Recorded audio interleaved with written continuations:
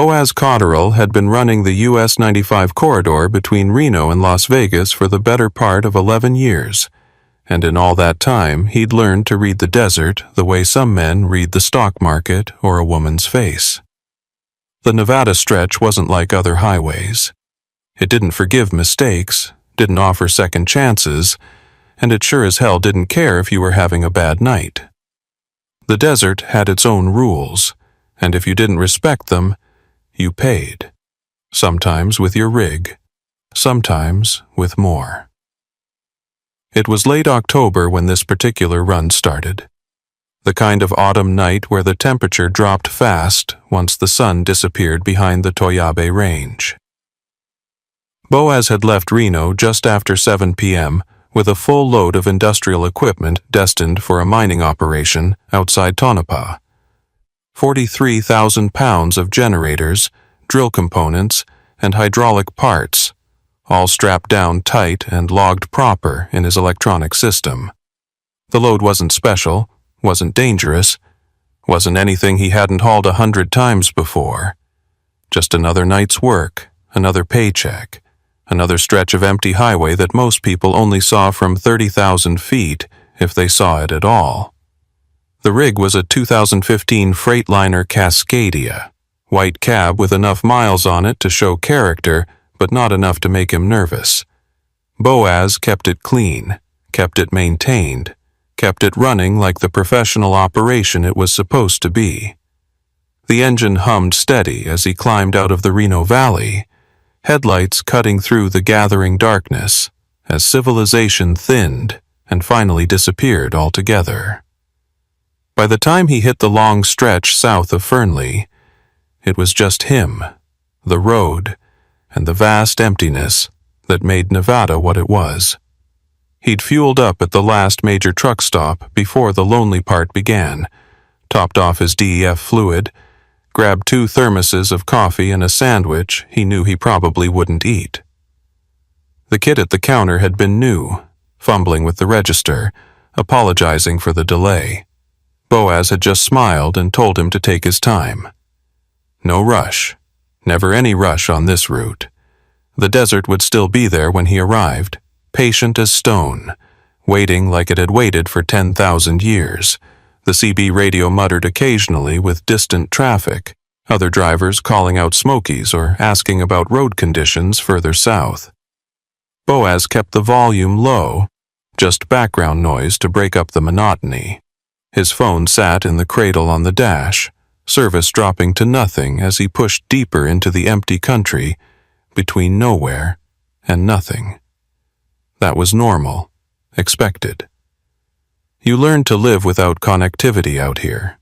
Learned to trust your own judgment and your own eyes because there wasn't anyone else to call if things went sideways.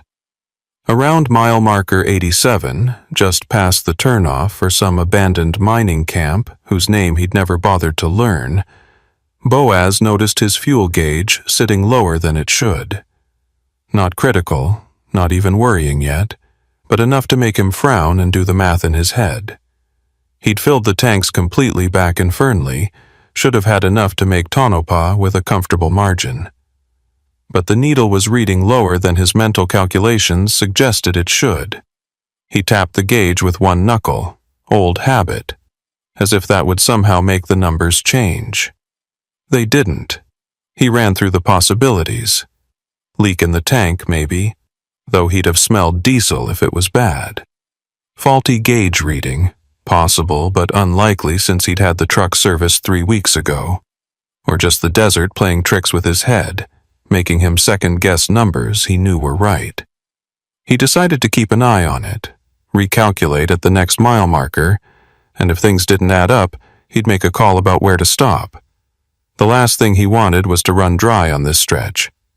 There were places to be stranded, and then there were places where being stranded meant real problems. The highway rolled on, 2 lanes of asphalt cutting through country that looked the same in every direction.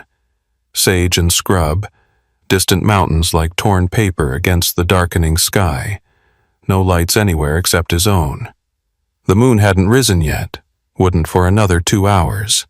And the darkness out here was the kind that city people never experienced. Complete. Total. The kind that made you understand why ancient humans feared the night, why they huddled around fires and told stories to keep the shadows at bay. Boaz had made this run in every season, every condition, every time of day and night. He'd seen dust storms that turned noon into midnight, seen snow close the road in January, seen heat mirages in July that looked like lakes stretching to the horizon. He'd seen a meteor shower so bright it lit up the whole desert like daylight, seen lightning storms that never made a sound, just flickered and flashed in clouds 50 miles away. The desert showed you things, taught you things, reminded you how small you were in the grand scheme. But he'd never seen what he saw at mile marker 92. At first it registered as just shapes in the road ahead, dark forms that his headlights hadn't quite resolved yet. Boaz eased off the throttle slightly, letting the rig slow as he tried to make sense of what he was seeing. The shapes took form as he closed the distance. A vehicle, he realized, sitting sideways across both lanes. Not pulled over, not parked on the shoulder, but positioned deliberately to block the entire width of the highway. Behind it, visible in the spill of his lights, stood a figure waving both arms in a crossing pattern. The universal signal for stop, for emergency, for help needed right now. Boaz felt his gut tighten. Something about the scene didn't sit right, though he couldn't immediately articulate what. The vehicle was a dark SUV, maybe black or dark blue, hard to tell in the insufficient light. No flashers, no emergency triangles, no flares. Just the vehicle and the person, and as he got closer, he could see it was a man, average build, wearing what looked like a reflective vest. The kind highway workers wore, the kind that was supposed to signal authority and safety. Every instinct Boaz had developed over 11 years of long-haul trucking started screaming. This wasn't right. The position of the vehicle was too precise, too deliberate. A real breakdown would be on the shoulder, hazards flashing, driver standing well back from traffic. This looked staged. This looked like someone wanted him to stop, wanted him committed to a full break before he could reconsider. He was still 100 yards out when he made his decision. His hand moved to the CB mic, keying it without taking his eyes off the road ahead. Any commercial traffic on US 95 southbound near mile 92. This is a North Star rig approaching a vehicle blocking both lanes, driver flagging stop. Can anyone confirm or advise? Static answered him. The channel was dead quiet, which meant he was alone out here, which meant whatever happened next was on him and nobody else. The flagging man was now clearly visible, and Boaz could see his face, or at least the general features.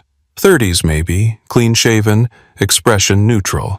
Not panicked, not distressed, just waiting. That was what clinched it for Boaz. A person with a real emergency shows emotion, fear, relief, desperation, something. This man looked like he was clocking in for a shift. Boaz made his choice. He kept his speed steady, didn't brake, didn't slow beyond what he'd already done. His right hand moved to the air horn lanyard above his head, and he gave it one long, aggressive blast. The sound shattered the desert silence, echoing off distant hills, announcing his presence and his intention. He wasn't stopping. The flagging man's expression changed then, surprise flickering across his features before hardening into something else. Something that confirmed every alarm bell in Boaz's head.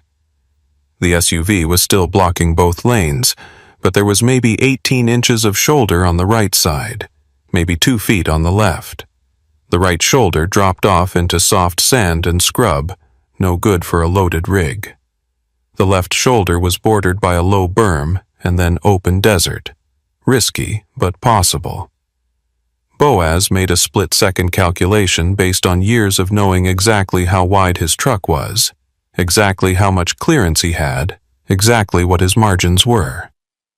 He swung left, committing to the pass, The man was running now, moving toward the SUV, shouting something Boaz couldn't hear over the engine and the horn blast he'd just laid down. The left side of Boaz's truck cleared the SUV's rear bumper with maybe 6 inches to spare, close enough that he felt the trailer sway slightly as it passed. Then he was through, accelerating hard, watching the mirror as the scene fell away behind him. The man was standing in the middle of the road now, just a silhouette in Boaz's taillights, and the SUV wasn't moving, wasn't pursuing, just sitting there, and that was somehow worse than if they'd given chase. Boaz's heart was hammering against his ribs, adrenaline making his hands shake slightly on the wheel. He forced himself to breathe steady, forced himself to think clearly. He grabbed his phone, knowing it was useless but checking anyway. No service. Of course no service. He was still 30 miles from Tonopah, 30 miles from anything resembling civilization or help. He kept his speed up, pushing 5 miles over what the rig liked on this stretch, watching the mirrors constantly for headlights following, for pursuit, for whatever came next. Nothing came. The road behind him stayed dark. Mile marker 93 passed, then 94, then 95. The desert swallowed the incident like it had never happened, like the road behind him had simply ceased to exist. But Boaz couldn't shake the image of that man's face, the way his expression had changed when he realized Boaz wasn't stopping. Not anger, not frustration, recognition, like he'd seen this play out before, like he knew exactly what would happen next, in whatever script they'd been running. By mile marker 98, Boaz's breathing had steadied, but his mind was racing through implications. That wasn't a breakdown, that was a setup. The question was, set up for what? Robbery made sense, maybe, though what they'd expect to get from a commercial rig wasn't clear. Most truckers didn't carry cash, didn't carry valuables, just hauled loads from point A to point B, unless they knew something about his load specifically, unless someone had tipped them about what he was carrying. But his manifest was just industrial equipment, nothing valuable enough to justify this kind of operation. The other possibility, the one he didn't want to think about but couldn't avoid, was that the load itself wasn't the target. That they wanted the truck, wanted the trailer, wanted the vehicle for some other purpose, hauling their own cargo maybe, using a legitimate commercial truck with legitimate plates and paperwork to move something that didn't want to be seen. That thought made his stomach turn, made him check his load locks and door seals in the mirror even though he couldn't see them in the dark. Mile marker 102 brought the first scattered lights of Tonopah's outer reaches, and Boaz felt some of the tension leak out of his shoulders. He wasn't safe yet, not really, but he was close enough to civilization that whatever had been planned back at mile 92 couldn't happen here. Too many potential witnesses, too much light, too much risk. He pulled into the first well-lit truck stop he found, a 24-hour operation with a dozen other rigs already parked and a bright fluorescent glow that felt like sanctuary.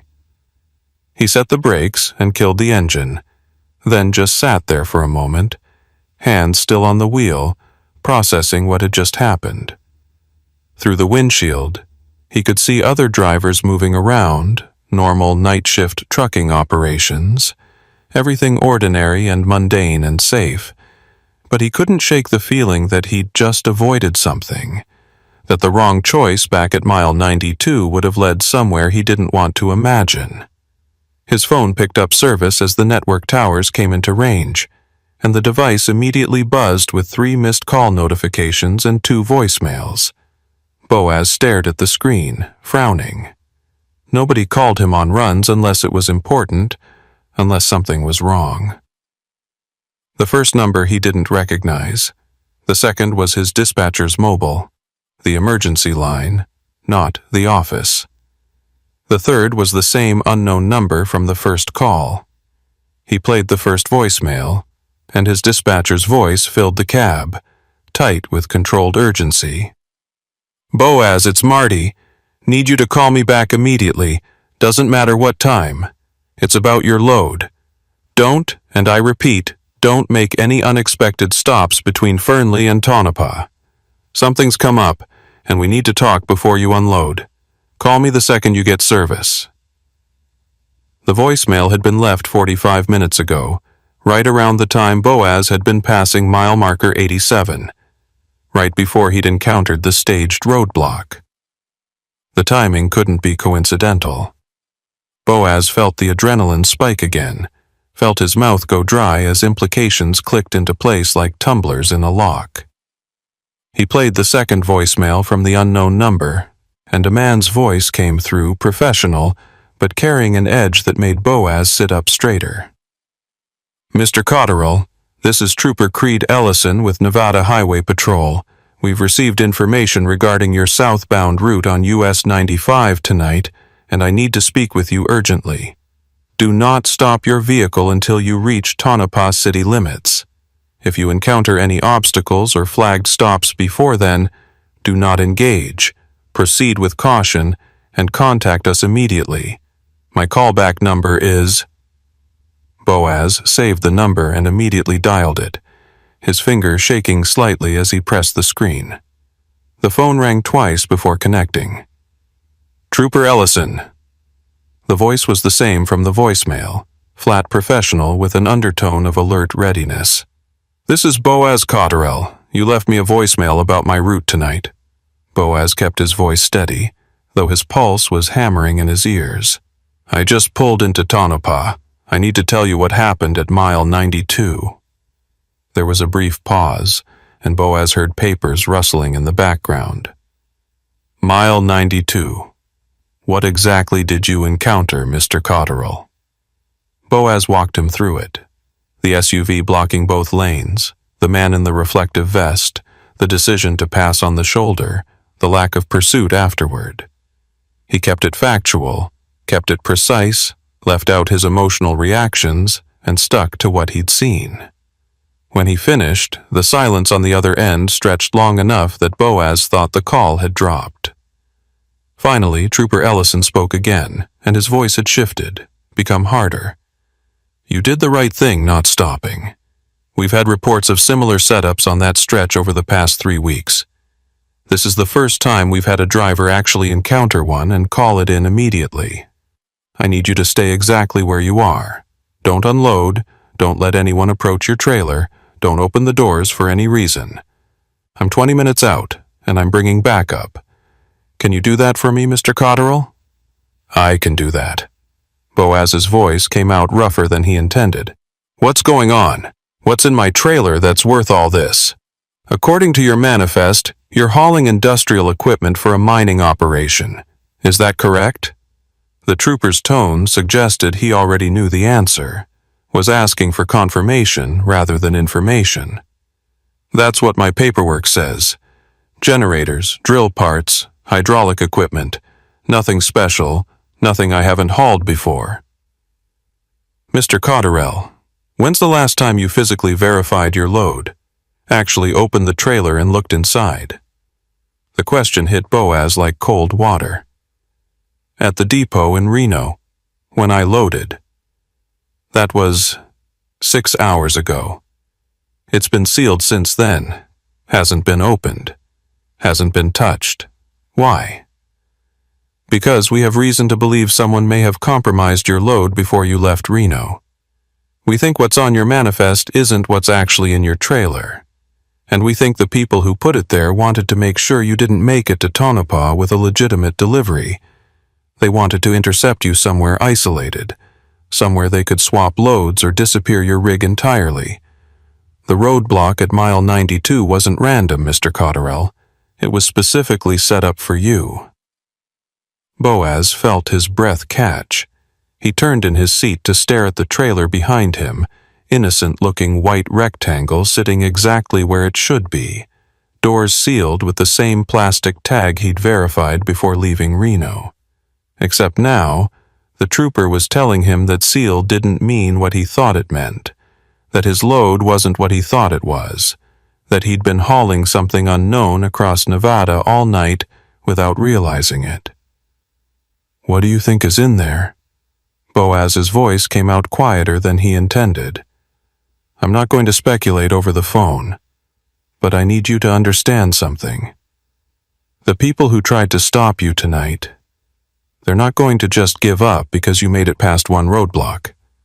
If they know you're in Tonopah, if they know you called us, they're going to escalate. They're going to try something else, which is why I need you to stay visible, stay in public, and don't let that trailer out of your sight until we arrive. Can you promise me that?" "I can promise that." Boaz scanned the truck stop parking lot, counting vehicles, counting people, looking for anything that didn't fit. Everything looked normal. Everything looked safe. But so had the highway right up until it wasn't. "Good. I'm 15 minutes out now. Keep this line open if you can, and if anything changes, anything at all, you tell me immediately." Boaz agreed and settled in to wait, phone pressed to his ear, eyes on the mirrors, watching the desert darkness beyond the truck stop's bright lights. Somewhere out there, on an empty stretch of highway he'd driven 100 times before, people were waiting. People who wanted what was in his trailer badly enough to stage an ambush. People who had compromised his load before he'd even left Reno. People who now knew he'd made it through their trap and called the authorities. He checked the side mirror and froze. A dark SUV had just pulled into the truck stop entrance, moving slowly past the diesel pumps, headlights off. It looked like the same make and model from mile 92, though he couldn't be certain. The vehicle circled once, slowly, like a shark testing the perimeter, then pulled into a parking spot 3 rows behind Boaz's trailer. The lights killed completely. Nobody got out. "Trooper," Boaz said quietly into the phone, "I think they just followed me here." "Stay in the cab." Trooper Ellison's voice came through the phone, sharp and controlled. "Lock your doors. Keep the engine running if you need to, but do not step out of that truck. I'm 12 minutes away now, and I've got 2 more units converging from different directions. Just keep eyes on that SUV and tell me if anything changes." Boaz's hand had already moved to the door lock, clicking it down with a solid thunk that somehow didn't make him feel any safer. The dark SUV sat 3 rows back, positioned at an angle where the driver would have a clear view of Boaz's trailer doors. No movement inside that he could see, no interior lights, no signs of life. Just a dark shape in a parking lot full of dark shapes, except this one had followed him off the highway, had tracked him here, had parked with deliberate intent. He checked his other mirrors, scanning the entire lot systematically. 2 other trucks were running their engines, refrigerated units humming in the night. A family in a minivan was fueling up at the diesel pumps, kids visible through the windows, completely oblivious to the tension playing out 30 yards away. The truck stop itself was bright and busy, the kind of anonymous roadside operation that saw hundreds of travelers every night and remembered none of them. Safety in numbers, Boaz thought, except numbers didn't mean much when the threat was sitting right there, waiting, watching. "They're not moving," Boaz reported quietly, as if the people in the SUV might somehow hear him through the sealed cab. "No one's gotten out. It's just sitting there." "That's what they do," Ellison replied, and Boaz could hear the trooper's vehicle accelerating in the background, engine noise rising. "They're assessing, trying to figure out if you've made us, if you've called anyone, what your next move is. They're not going to do anything aggressive in a public place unless they're desperate. And right now they're probably still thinking they can salvage this. Just stay put and stay alert." Boaz kept his eyes locked on the SUV, but his mind was churning through the implications of everything that had happened. Someone had compromised his load back in Reno before he'd even left the depot. That meant inside access, someone with credentials, someone who knew shipping schedules and routes and security procedures. The roadblock at mile 92 had been positioned perfectly, timed perfectly, which meant they'd been tracking him somehow, knew exactly where he'd be, and when. And now they were here, in Tonopah, still pursuing whatever objective they'd started with. The question that kept circling in his head was simple and terrifying. What was in his trailer that was worth all this? Industrial equipment didn't warrant this kind of operation.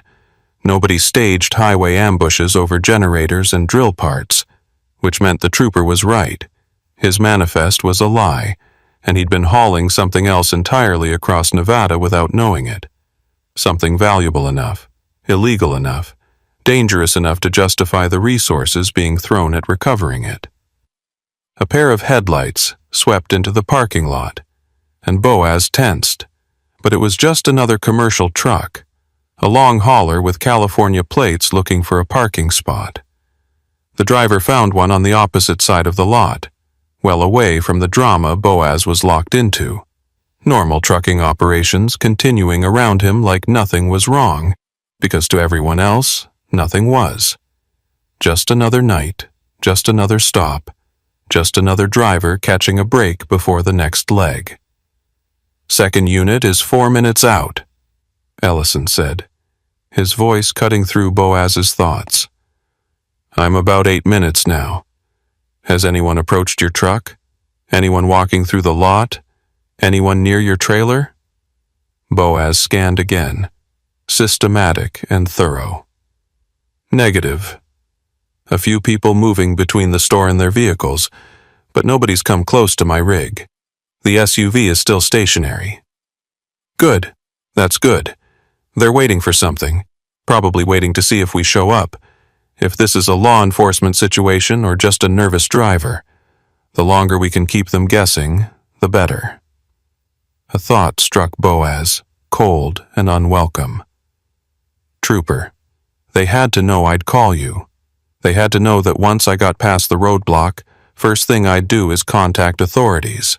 So why follow me here? Why not just cut their losses and run?" The silence on the other end lasted just a fraction too long, and when Ellison spoke again, his voice had taken on a harder edge. "Because whatever's in that trailer is worth the risk, or because they think they can still recover the situation.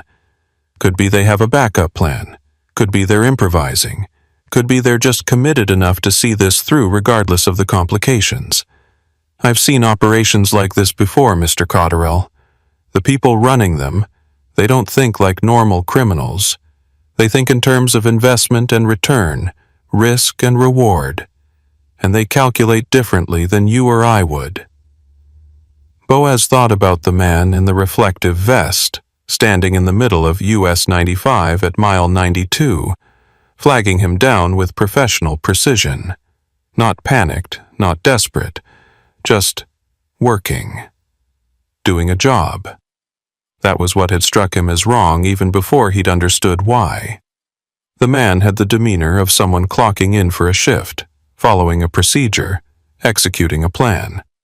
This wasn't street-level crime, wasn't opportunistic theft. This was organized, funded, planned. Movement caught his eye. The SUV's driver door had cracked open, just barely. Interior light deliberately disabled so no glow spilled out. A figure emerged, and even in the inadequate parking lot lighting, Boaz could make out general details. Male, average height, wearing dark clothing that could have been anything from casual wear to tactical gear. The man didn't look toward Boaz's truck, didn't acknowledge it at all. He just started walking casually toward the truck stop entrance, hands in pockets, posture relaxed. To anyone else, he'd look like just another traveler stretching his legs, heading inside for coffee or a restroom break. "Someone just got out of the SUV," Boaz reported, keeping his voice low and steady. "Male, dark clothes, walking toward the main building. He's not looking at my truck, acting casual." "Can you see if anyone else is still in the vehicle?" Ellison asked immediately. Boaz adjusted his angle, trying to peer through the SUV's tinted windows without making it obvious he was watching. The interior was too dark, the angle too poor. "Can't tell. Windows are tinted, no interior lights. Could be empty, could have someone else in there." Assume it's occupied until proven otherwise. The person who got out, they're either going inside for reconnaissance, checking to see if you've contacted anyone, or they're creating a distraction. Standard two-man operation. One draws attention, one makes the move. Keep watching that trailer, and if anyone approaches it, you lay on that air horn and don't stop until they're gone, or we arrive. The man had reached the truck stop entrance and disappeared inside, and now Boaz was locked in the uncomfortable position of watching two places at once: the SUV that might or might not have another occupant, and his trailer that might or might not be about to get compromised. His right hand rested on the air horn lanyard, ready to yank it at the first sign of movement near his rig. His left hand kept the phone pressed to his ear, maintaining that thin lifeline to help that was still minutes away. Time crawled. Seconds felt like minutes. Minutes felt like hours. Boaz's eyes flicked between mirrors, between the SUV and the trailer and the truck stop entrance, maintaining a constant rotation that left him feeling dizzy and hyper-alert at the same time. Other trucks continued their normal operations around him, drivers moving through their routines, oblivious to the silent standoff playing out in their midst. He envied them that ignorance, envied the simplicity of a normal night, where the biggest concern was making your delivery window and finding decent coffee. The truck stop door opened, and the man from the SUV reappeared, holding a large coffee cup and what looked like a sandwich wrapped in plastic. He walked with the same casual gait, same relaxed posture, took a sip from his coffee as he made his way back across the parking lot. He didn't look at Boaz's truck, didn't glance in that direction even once, but Boaz had been driving long enough to recognize a performance when he saw one. The man was aware of every sightline, every angle, every potential observer. He was just skilled enough to make it look natural. "He's coming back," Boaz murmured, "carrying food and coffee, playing the role. But he knows I'm watching." "They always know," Ellison replied. "The question is whether they care. Professional operators, they'll maintain the cover regardless, keep up the appearance of normalcy even when they know the game is over. Amateurs get nervous, start making mistakes. This crew doesn't sound like amateurs." The man reached the SUV, got in, door closing, with a soft click that Boaz couldn't hear but could imagine. The vehicle's brake lights flared once, a brief red glow, then killed. Still no headlights, still no movement toward the exit. They were settling in, Boaz realized, planning to wait.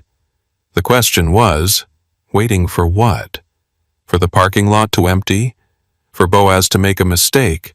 For an opportunity that might not come?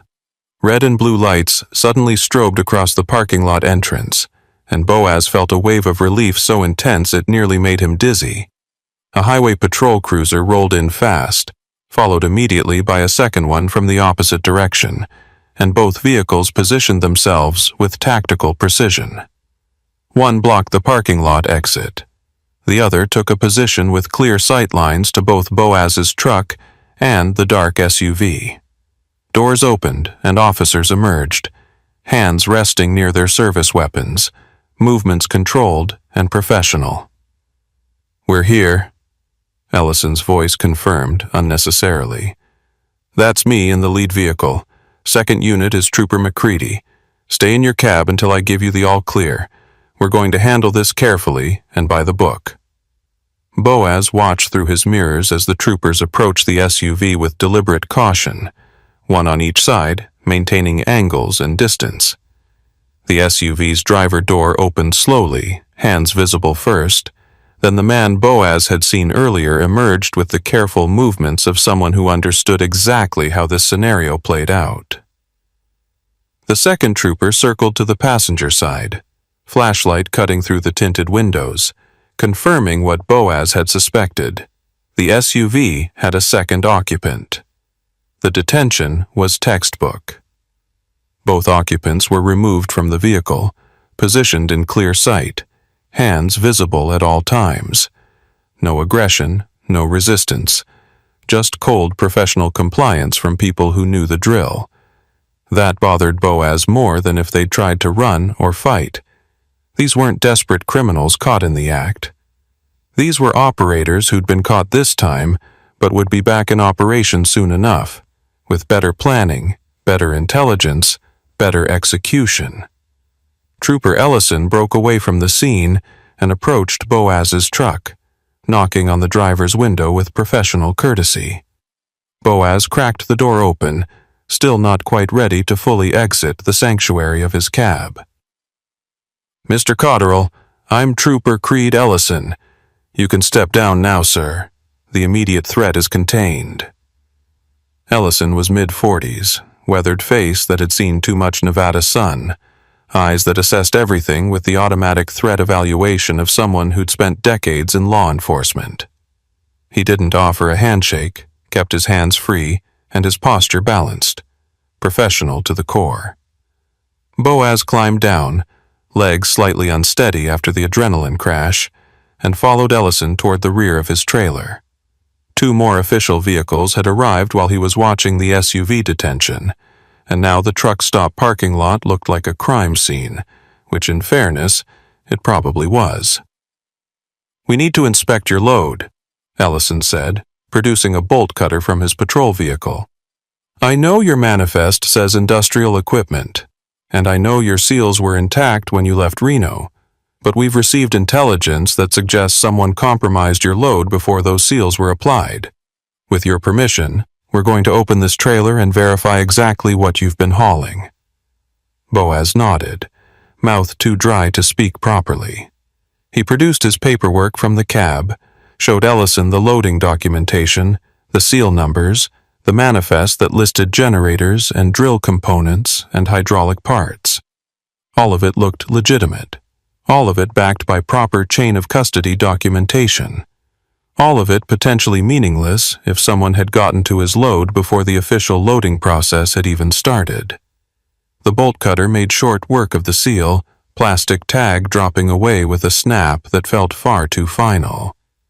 Ellison's hand moved to his service weapon, not drawing it but resting there, ready. Another trooper positioned himself at an angle with clear sightlines. They were treating this like a potential threat, Boaz realized. They weren't sure what was in there either, weren't taking chances. The trailer doors swung open with the familiar groan of hinges and seals breaking, and Boaz's breath caught as the interior was revealed in the harsh glare of tactical flashlights. For a long moment, nobody moved, nobody spoke. They just stared at what the lights revealed. The front third of the trailer contained exactly what the manifest specified. Industrial generators, still strapped in place, documentation labels visible. Normal, legitimate cargo that matched every piece of paperwork Boaz carried. But behind that legitimate cargo, separated by a false wall that had been professionally constructed to look like the trailer's actual front panel, was the rest of the space. And that space wasn't empty. Wooden crates, dozens of them, unmarked except for strings of numbers that meant nothing to Boaz.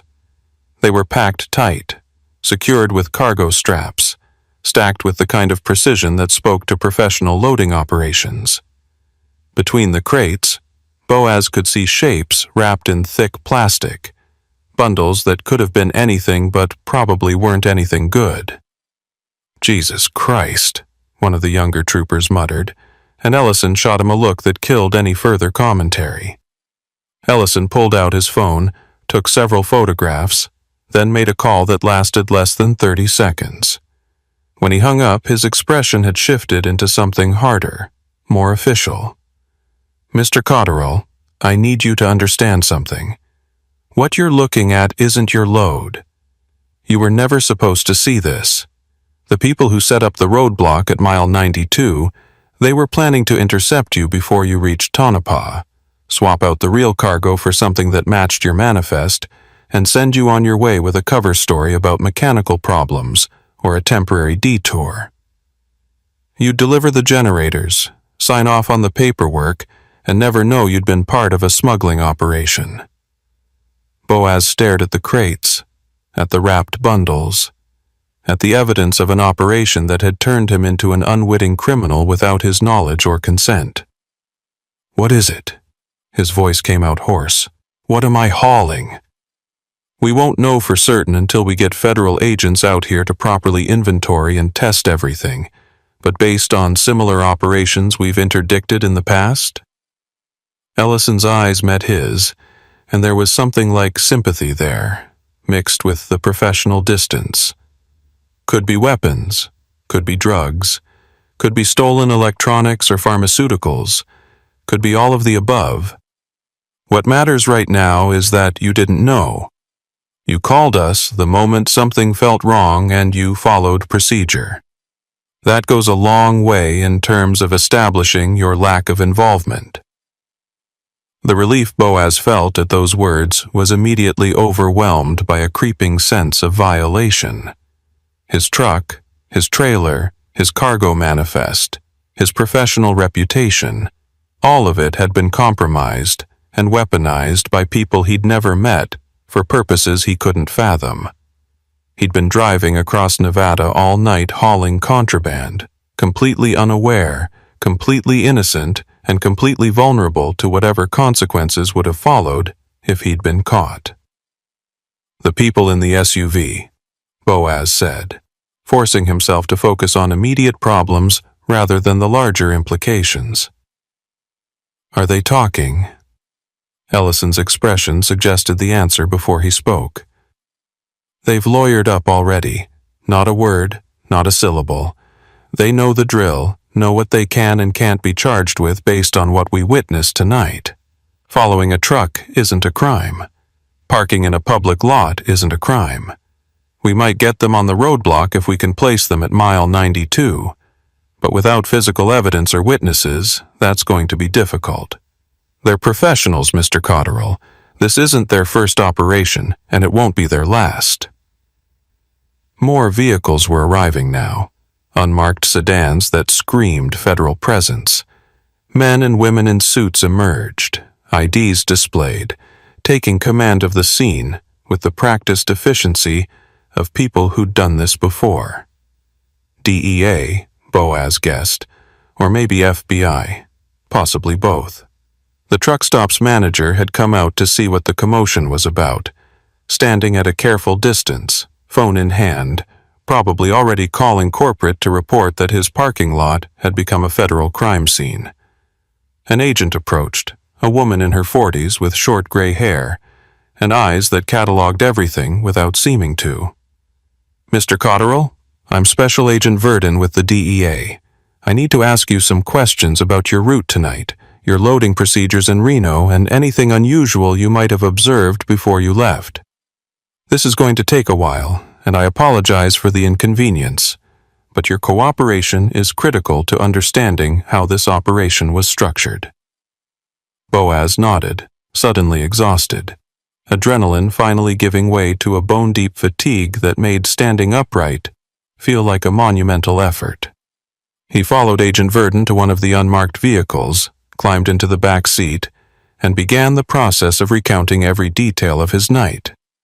The loading depot in Reno, the routine he'd followed, the people he'd interacted with, the moment he'd noticed his fuel gauge reading lower than expected, the roadblock at mile 92, the decision to bypass it, the SUV following him to Tonopah.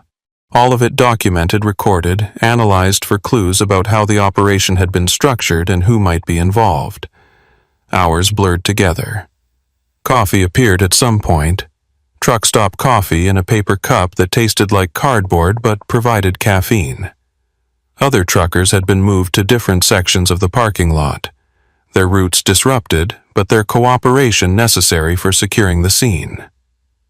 Boaz caught glimpses through the sedan's windows of his trailer being systematically emptied, each crate documented and photographed and loaded into federal vehicles for transport to whatever facility handled evidence in operations like this. Dawn was breaking over the Nevada desert, painting the sky in shades of orange and pink that seemed impossibly beautiful given the circumstances, when Agent Verdon finally closed her notebook and offered something that might have been a smile. "You're free to go, Mr. Cotterell. We'll need your truck and trailer for a few more days while we process everything, but we've arranged for a rental vehicle to take you back to Reno. Your company's been notified, and they understand this situation was beyond your control. You'll need to make yourself available for follow-up interviews, possibly testimony if this goes to trial, but for now, you're done." Boaz stepped out of the sedan into morning air that felt crisp and clean and normal, like the desert was pretending nothing had happened, like the night had been just another night. His truck sat empty now, trailer doors hanging open, interior stripped and sterile under the forensic team's attention. They'd taken everything, cataloged everything, left nothing but the shell of a commercial vehicle that suddenly felt like a stranger. Trooper Ellison appeared beside him, holding a business card. "You did good tonight, Mr. Cotterell. A lot of drivers would have stopped at that roadblock, would have trusted the situation, would have gotten into serious trouble. Your instincts saved you from becoming a victim or an accomplice. That matters." Boaz took the card, studied it without really reading it. "What happens now? To the people you arrested, to the operation, to my reputation? The people we detained tonight will probably make bail and disappear. That's the reality of how these things work. The operation will adapt, find new routes, new drivers, new methods. And your reputation?" Ellison's expression softened slightly. "You're the victim here. You did everything right, called authorities immediately, cooperated fully. That's documented, that's official, that's what matters. Any trucking company worth working for will understand that." The rental car arrived, a generic sedan with California plates and that new car smell that seemed absurd given the circumstances. The driver handed Boaz the keys, pointed out the basic controls, wished him a safe trip with the casual tone of someone who had no idea what kind of night he'd just survived. Boaz climbed in, adjusted the seat and mirrors with automatic precision, and started the engine. As he pulled out of the truck stop parking lot, he looked in the rearview mirror one last time. His truck stood alone in the morning light, surrounded by federal vehicles and personnel, stripped of its cargo and its innocence. He'd driven that rig for 3 years, hauled thousands of loads, covered hundreds of thousands of miles, and in one night, everything he thought he knew about the job, about the routes, about the security of commercial shipping operations, had been fundamentally compromised. The drive back to Reno should have taken 4 hours. Boaz made it in 5, stopping twice just to sit in parking lots and process what had happened, to let his hands stop shaking, to convince himself that it was really over. By the time he reached the city limits, his phone had accumulated 17 voicemails and 32 texts. Everyone from his dispatcher to his insurance company to other drivers he'd worked with over the years, all wanting to know if he was okay, if the rumors were true, if it was really as bad as the news was reporting. He ignored them all and drove straight to his apartment, a modest 1-bedroom in a complex that housed mostly service industry workers and retirees. He parked the rental car, climbed the stairs to his unit, unlocked the door, and stood in his own living room feeling like a stranger in his own life. Everything looked the same. Everything was different. His phone rang. Dispatcher. He answered it out of professional habit more than any desire to talk. "Boaz, thank God. Are you okay? We heard what happened. The feds came by the depot. They're interviewing everyone who had access to your load. This is insane, man. This is absolutely insane." "I'm okay," Boaz heard himself say, though he wasn't sure if it was true. "I'm home. I'm safe. I'm just processing." "Take whatever time you need. We've got your routes covered. We've got insurance handling everything. You just focus on yourself right now. And Boaz, you did the right thing out there. You trusted your instincts, and you're alive because of it. Remember that." Boaz hung up and sat on his couch, staring at nothing, thinking about a man in a reflective vest standing on US 95 at mile 92, flagging down trucks with professional precision. Thinking about a dark SUV parked in a truck stop lot, occupants who'd lawyered up immediately and would probably never face real consequences for what they'd tried to do. Thinking about wooden crates and wrapped bundles that had been hidden behind a false wall in his trailer, cargo he'd been hauling without knowledge or consent across a desert that suddenly felt a lot less empty than it used to. His phone buzzed, a text from a number he didn't recognize, just 4 words that made his blood run cold. Should have stopped, Boaz. He stared at the message for a long moment, then forwarded it to Trooper Ellison's number without responding. The reply came back within 2 minutes. Screenshot that, don't respond, we're tracing it now. Change your number if you need to. This isn't over, but we're on it. Boaz set the phone down and looked at his hands. They were shaking again, fine tremors he couldn't control. He'd thought reaching Tonopah meant safety, thought cooperating with authorities meant the end of his involvement. But that text message said otherwise. Someone knew his name, knew his number, knew he'd reported everything. And they wanted him to know they knew. The desert stretched out there beyond his windows, vast and empty and full of secrets. Somewhere in that emptiness, people were regrouping, planning, adapting. And Boaz Cotterill, professional trucker who just wanted to make a delivery and earn his paycheck, was now part of their calculations, a variable they needed to account for, a problem they might need to solve. He thought about the roadblock at mile 92, about what would have happened if he'd stopped. Would they have killed him? Threatened him? Forced him to drive somewhere else, somewhere remote, somewhere no one would find him? Or would they have simply taken his truck, swapped the cargo, sent him on his way with a story he'd never question? He'd never know now, and that uncertainty was its own kind of horror. Sleep was impossible. Boaz made coffee, sat at his kitchen table, and started writing down everything he could remember. Times, locations, descriptions, details. The agent had recorded his statement, but this was for him, a record of his own memory before time and trauma distorted it.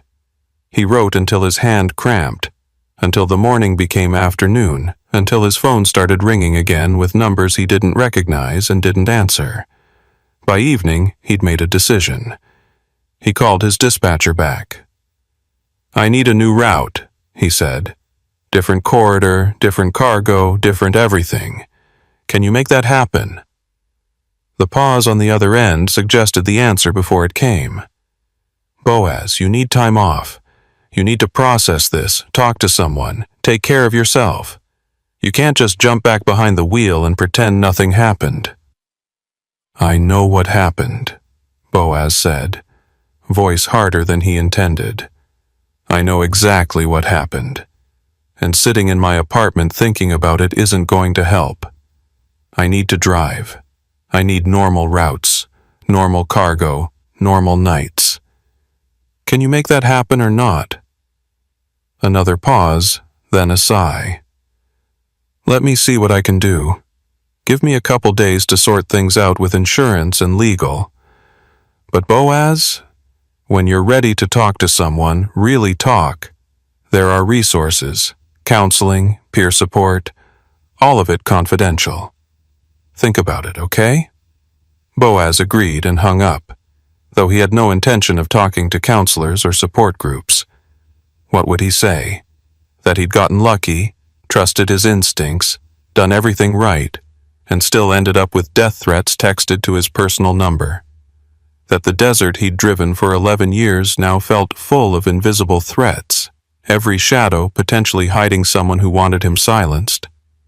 That he couldn't tell the difference anymore between paranoia and legitimate caution. His phone buzzed again. Another text from the same unknown number. "We know where you live." This time, Boaz didn't forward it to Ellison. He grabbed his keys, grabbed the go-bag he kept packed for emergencies, and walked out of his apartment without looking back. The rental car started on the first try, and he drove without destination, just distance, putting miles between himself and whatever was coming, because something was coming. That much was clear.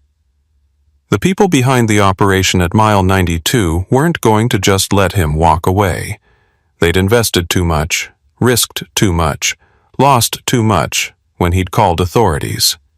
He was a loose end now, and loose ends got tied off. As Boaz merged onto I-80 heading east, away from Reno, away from his apartment, away from everything familiar, he finally understood what the trooper had meant when he said this wasn't over. It wasn't about cargo or arrests or federal investigations. It was about him, about what he knew, about what he could testify to if this ever went to trial. He was evidence now, evidence that could walk and talk and potentially destroy someone's very profitable operation. The desert stretched out ahead of him, dark and vast and indifferent. Somewhere in that darkness, people were making decisions about Boaz Cotterell. Whether he was worth the risk of eliminating, whether they could scare him into silence, whether he was smart enough to disappear on his own, or stupid enough to think law enforcement could really protect him. Boaz didn't have answers to any of those questions. All he had was a rental car, a go-bag, and the certainty that US 95 at mile 92 had changed his life permanently. He'd done everything right that night, made all the correct choices, followed every procedure, and somehow that had made everything worse. The road unwound ahead of him, white lines flickering in his headlights, and Boaz Cotterell drove into a darkness that felt a lot less empty than it used to. Boaz drove through the night without real destination, just motion, just distance between himself and Reno. The I-80 corridor stretched east through darkness that felt less like freedom and more like exposure. Every set of headlights in his rearview mirror became a potential threat. Every vehicle that matched his speed for more than a few miles became something to analyze and worry about. The rational part of his brain knew this was paranoia, that the odds of being actively followed on a major interstate were minimal. The part of his brain that had received 2 threatening texts in the span of 3 hours disagreed loudly. He stopped for gas in Winnemucca around 2 a.m., pulling into a 24-hour truck plaza that felt simultaneously too exposed and not public enough. The fluorescent lights buzzed overhead as he fueled the rental sedan, and every person who walked past became someone to catalog and assess. Man in his 50s, trucker, heading to his rig with a bag of food. Couple in their 20s, arguing quietly near a minivan. Woman alone, waiting by the pumps, checking her phone.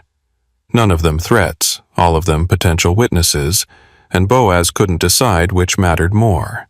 His phone rang as he was replacing the fuel cap. Unknown number, Nevada area code. Every instinct told him not to answer, let it go to voicemail, maintain distance.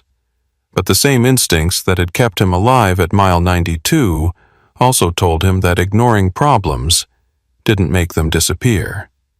He answered on the 4th ring. Mr. Cotterell. The voice was male, calm, professional. Not threatening exactly, but carrying an undertone that suggested threats wouldn't be necessary. We need to have a conversation about tonight's events. A frank conversation between reasonable people who both understand the situation we find ourselves in. Boaz's grip tightened on the phone. I don't know who you are, and I'm not interested in conversations. Everything I have to say goes through law enforcement or my attorney. A soft chuckle, genuinely amused. Your attorney. That's good. That shows you're thinking clearly. But before you hang up and report this call, which I'm sure you will, let me offer you some context that might change how you approach the next few days. The cargo you were hauling tonight, it wasn't yours to discover. The people who arranged that cargo, They're not happy about the complications you've introduced. Now they could approach this situation aggressively, could view you as a problem that needs immediate resolution.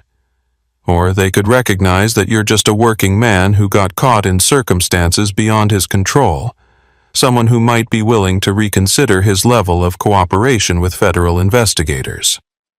"I'm cooperating fully with the investigation," Boaz said, keeping his voice steady even as his heart hammered. "That's not going to change regardless of what threats you make." "Threats?" The voice carried genuine surprise. "Mr. Cotterill, I'm not threatening you. I'm offering you options. The texts you received tonight, those were sent by individuals who lack nuance, who think problems can be solved through intimidation. Those individuals have been corrected. You won't be receiving any more messages like that. What you will receive is space to think clearly about your situation. You're a trucker. You understand logistics. You understand that every action has downstream consequences. The question is whether those consequences affect just you, or whether they extend to other people in your life." The implication hung in the air, heavy and unmistakable. Boaz thought about his ex-wife in Sacramento, his daughter in college in Oregon, his brother's family in Carson City. People he'd kept at arm's length for years, not out of malice but because the road didn't leave much room for close relationships. People who were now potentially vulnerable because of choices he'd made at mile 92. "You're talking about threatening my family." Boaz's voice had gone flat, drained of emotion. "You're telling me that if I testify or cooperate with the investigation, people I care about become targets." "I'm not telling you anything specific, Mr. Cotterill. I'm simply pointing out that your choices affect more than just yourself. That's true whether we're discussing cooperation with law enforcement or any other decisions you might make. Now, I'm going to disconnect this call. You're going to report it to Trooper Ellison or whoever else you've been coordinating with. They're going to trace the number, find it's a burner phone currently sitting in a trash can at a rest stop in Elko, and hit a dead end. And then you're going to think very carefully about what kind of testimony you're willing to provide, what kind of information you're willing to share, and whether protecting people who can't protect you is worth risking people who depend on you. Take your time. Think it through. We're patient people when patience serves our interests." The line went dead. Boaz stood by the rental car in the harsh fluorescent light of a Winnemucca truck plaza, phone still pressed to his ear, processing implications that felt like physical weight settling onto his shoulders. They knew about his family. They'd done research, built profiles, identified leverage points. This wasn't street-level crime, wasn't even organized crime in the traditional sense. This was something more sophisticated, more connected, more dangerous than he'd understood. He forwarded the call log to Trooper Ellison with a brief text. "Just received call from people behind the operation. Recording if possible, they mentioned my family." Then he got back in the rental car and drove, because sitting still felt like surrender, felt like giving them time to position their next move. The highway stretched ahead, empty in that deep night way, where you could go miles without seeing another vehicle. Boaz's mind churned through scenarios, through options, through calculations that all led to the same uncomfortable conclusion. He was exposed, vulnerable, caught between law enforcement that could offer protection but no guarantees, and criminals who could offer immunity but at costs he wasn't sure he could pay. His phone rang again, this time Trooper Ellison's number. Boaz answered immediately. "Mr. Cotterill, where are you right now?" Ellison's voice was tight, controlled urgency bleeding through professional calm. "I-80 eastbound, just past Winnemucca. I got another call, different than the texts, someone who—" "I know. I got your message. Listen to me carefully. The people who called you, they're escalating faster than we anticipated. We've had 3 other truckers contact us tonight, all of them reporting similar approaches. all of them involved in routes through Nevada over the past 6 months. This isn't just about your load, Cotterell. This is a systematic operation, and you stumbling onto it has forced them to accelerate their damage control. We need you to come in. Let us put you somewhere secure while we sort through the implications. Secure like witness protection? Boaz heard the bitter laugh in his own voice. I'm a trucker, trooper. That's all I know, all I've ever known. You put me in witness protection, give me a new identity. What exactly am I supposed to do for work? Flip burgers? Stock shelves? I can't just stop being who I am because criminals want me to. I understand that, I do. But right now, your options are limited, and they're getting more limited by the hour. The people running this operation, they're not going to wait for a trial, not going to let this play out in court. They're going to try to resolve you as a problem before federal agents can build a case around your testimony. That means you need protection, whether you want it or not.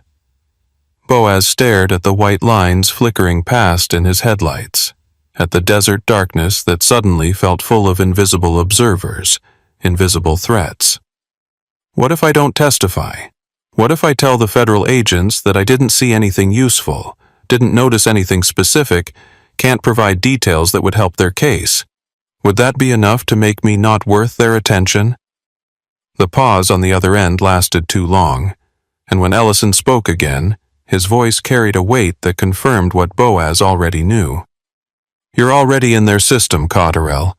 You already reported the roadblock, already cooperated with the search, already gave statements. You can refuse to testify, but that doesn't erase what you've already done. And frankly, these people might not believe you've actually backed off. They might see any claims of non-cooperation as a tactical move, a way to lower their guard while the investigation continues. You're in this now, whether you want to be or not. The truth of it settled into Boaz's chest like cold stone. He'd done everything right at mile 92, trusted his instincts, made the correct choices, and those correct choices had painted a target on his back that wouldn't wash off. He thought about the man in the reflective vest, standing in the highway with professional calm. Thought about the dark SUV following him to Tonopah. Thought about the voice on the phone, offering options that weren't really options at all. Where do you want me to go? Boaz finally asked, voice hollowed out by exhaustion and resignation. There's a highway patrol station in Elko, about an hour ahead of you. I've already called ahead. They're expecting you. Pull in there. We'll coordinate with federal agents, and we'll figure out next steps. But Cotterell? Don't stop anywhere between Winnemucca and Elko. Don't make casual conversation with anyone. Don't deviate from the direct route. These people have shown they can mobilize quickly, and we don't know what kind of network they have monitoring the corridors. Just drive straight through and get to safety. Boaz agreed and disconnected, then pushed the rental car up to 75. Faster than he liked on unfamiliar roads, but slower felt like waiting for something bad to catch up. The highway unwound through darkness, and he found himself cataloging every vehicle he passed, every rest area, every possible ambush point. The paranoia he'd been fighting all night had shifted into something else, something more like tactical awareness, the mental state of someone who understood they were being hunted and couldn't afford to miss details. Mile marker 265 appeared in his headlights, then 270, then 275. Small towns flickered past, little more than clusters of lights in the desert darkness. Places that looked dead and empty at 3 a.m., but probably contained their own networks, their own watchers, their own people who noticed a rental sedan driving through at unusual hours. Boaz wondered how many of those people were just living normal lives, and how many might be part of the organization that wanted him silenced. Around mile marker 285, a vehicle pulled onto the highway behind him from what looked like a ranch access road, no lights initially, then headlights snapping on after it had already merged. Boaz's stomach clenched, and he watched the mirror as the vehicle accelerated to match his speed, maintaining a consistent distance of maybe 4 car lengths. Dark pickup, couldn't make out the model, couldn't see the plate. Could be nothing. Could be exactly the kind of mobile surveillance Ellison had warned him about. He tested it by slowing to 65. The pickup slowed too, maintaining the same gap. He accelerated back to 75. The pickup matched him. Not closing the distance, not dropping back, just maintaining perfect separation like a professional tail. Boaz's hands tightened on the wheel, and he considered his options. He could call Ellison, report the tail, ask for guidance. He could try to lose the pickup, though his driving skills in a rental sedan versus someone who knew these roads was questionable. Or he could just maintain course, keep heading for Elko, and hope that the highway patrol station represented safety the pickup wouldn't challenge. He chose the third option, mostly because the other two felt like escalation, and escalation without knowing what he was escalating into seemed like a good way to make fatal mistakes.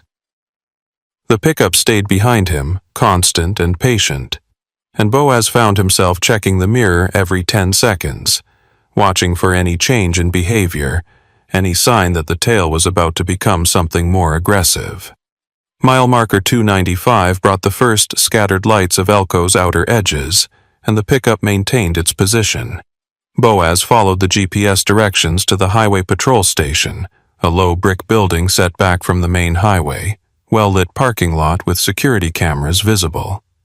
The pickup continued past, as Boaz turned in, didn't slow, didn't acknowledge, just kept driving like it had never been following him at all.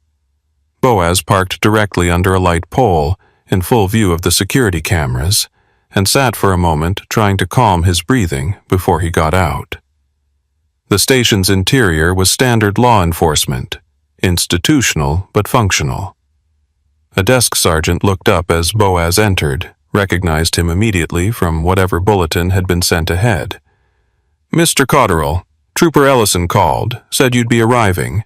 There's a conference room in back where you can wait. Coffee's fresh, restrooms are down the hall. Federal agents are en route from Reno, should be here within the hour." Boaz nodded and followed directions to the conference room, a windowless space with a table, 6 chairs, and that peculiar emptiness that all official waiting rooms seem to share. He poured coffee from the pot on the side table, sat down, and tried to process the fact that his life had fundamentally changed in less than 12 hours. Last night, he'd been a professional trucker making a routine run. Now he was sitting in a highway patrol station waiting to discuss witness protection, being tailed by criminals, receiving threatening phone calls that mentioned his family. The federal agents arrived 50 minutes later, 2 of them, both carrying the kind of focused intensity that suggested they'd been working this case for longer than just tonight. They declined to give names, just identified themselves as federal investigators working the Interstate Trafficking Task Force. One was male, early 50s, with that weathered look that came from too many stakeouts and too much bad coffee. The other was female, younger, sharper, with eyes that assessed everything and gave away nothing. "Mr. Cotterill, we appreciate your cooperation," the male agent began, settling into a chair across from Boaz. "What happened tonight on US 95 has opened up an investigation we've been building for 8 months. The organization behind the cargo in your trailer, they're sophisticated, well-funded, and extremely cautious. Getting any kind of evidence against them has been nearly impossible. Your testimony, your willingness to recount what happened at mile 92 and afterward, that's potentially the break we need to build a prosecutable case." "Trooper Ellison mentioned witness protection," Boaz said, not bothering with pleasantries. "He mentioned that my testimony makes me a target, that these people might try to eliminate me before trial. I need to know what you're actually offering, what protection looks like. What happens to my life if I agree to testify?" The female agent leaned forward slightly. "Full witness protection, if it comes to that, means new identity. relocation, financial support during transition to a new career, ongoing security monitoring. It's comprehensive, but it's also permanent. You don't get to go back to being Boaz Cotterill once you enter WITSEC. Your old life ends, your new life begins, and maintaining that separation is critical to your safety. And if I don't want that? Boaz asked, though he already knew the answer. If I want to keep my name, keep my career, just live my life and testify when required? The agents exchanged a glance, and the male agent's expression hardened slightly. Then you're taking a significant risk. We can provide security during the trial, can monitor your movements, can respond to threats as they emerge. But we can't give you 24/7 protection indefinitely. And these people, Mr. Cotterill, they're patient. They'll wait months, even years, for the right opportunity to resolve problems. You testify without entering WITSEC. You're gambling that our case is strong enough to take down their entire operation before they can get to you. How strong is your case right now? Boaz needed to understand the variables, needed to know what his testimony actually meant in practical terms. With the cargo we seized from your trailer, with the individuals we detained in Tonopah, with the evidence we've been accumulating over 8 months? The female agent's expression suggested careful optimism. It's strong. Not bulletproof, not guaranteed convictions, but strong enough that we're confident about indictments. Your testimony adds the human element, the first-hand account of how they operate, the details that turn a cargo seizure into a conspiracy case. You're not the only piece, but you're an important one. Boaz thought about his apartment in Reno, about the roots he knew, about 11 years of building a career and a reputation in an industry that didn't forgive mistakes or failures. Thought about becoming someone else, learning new skills at 44 years old, starting over in a life that had no connection to everything he'd worked for. And he thought about his daughter, his ex-wife, his brother's family, people who would be told that Boaz Cotterill had disappeared, entered witness protection, was gone forever for his own safety. I need time to think about this, he said finally. I can't make this kind of decision at 4 a.m. after the night I've had. The agents nodded, professional understanding that still carried an edge of urgency. We understand, but Mr. Cotterill, the clock is ticking. The longer you're exposed, the more time these people have to plan their response. We'd like a decision within 48 hours, and we'd like you to stay in protective custody until you make that decision. Can you agree to that? Protective custody turned out to be a motel room in Elko. Nothing fancy but clean and secure, with an unmarked federal vehicle parked outside and agents rotating through 8-hour shifts. Boaz slept in fitful bursts, dreaming of roadblocks and dark SUVs and voices offering options that weren't really options. When he woke around noon, his phone had accumulated more missed calls, more voicemails, more evidence that his life was spiraling into territory he didn't recognize. He spent the afternoon making calls, his dispatcher explaining that he needed extended time off, that the situation was complicated, that he'd provide details when he could. His ex-wife, having a conversation that started with "I'm not in trouble," and ended with, "Just be aware that some people might ask questions about me." His daughter, lying through his teeth about why he was calling out of the blue, why he sounded stressed, why he needed her to be careful about strangers asking questions. Each conversation peeled away another layer of his normal life, exposed another vulnerability. By evening, he'd made his decision, not because he wanted to, but because the alternative was gambling with other people's safety, and that wasn't a bet he could stomach. He called the federal agents and told them he'd testify, told them he'd enter witness protection if that's what it took, told them to start the process, because waiting any longer just gave criminals more time to find him. The female agent's voice carried relief and approval. You're making the right choice, Mr. Cotterill. It's not easy, but it's right. We'll begin the WITSEC application immediately, start coordinating with the Marshal Service, get you moved to a secure location while paperwork processes. You'll need to provide detailed statements, go through multiple interviews, help us build the strongest case possible. But you'll be safe, and the people you care about will be protected. Safe. The word felt hollow, felt like a promise that couldn't really be kept.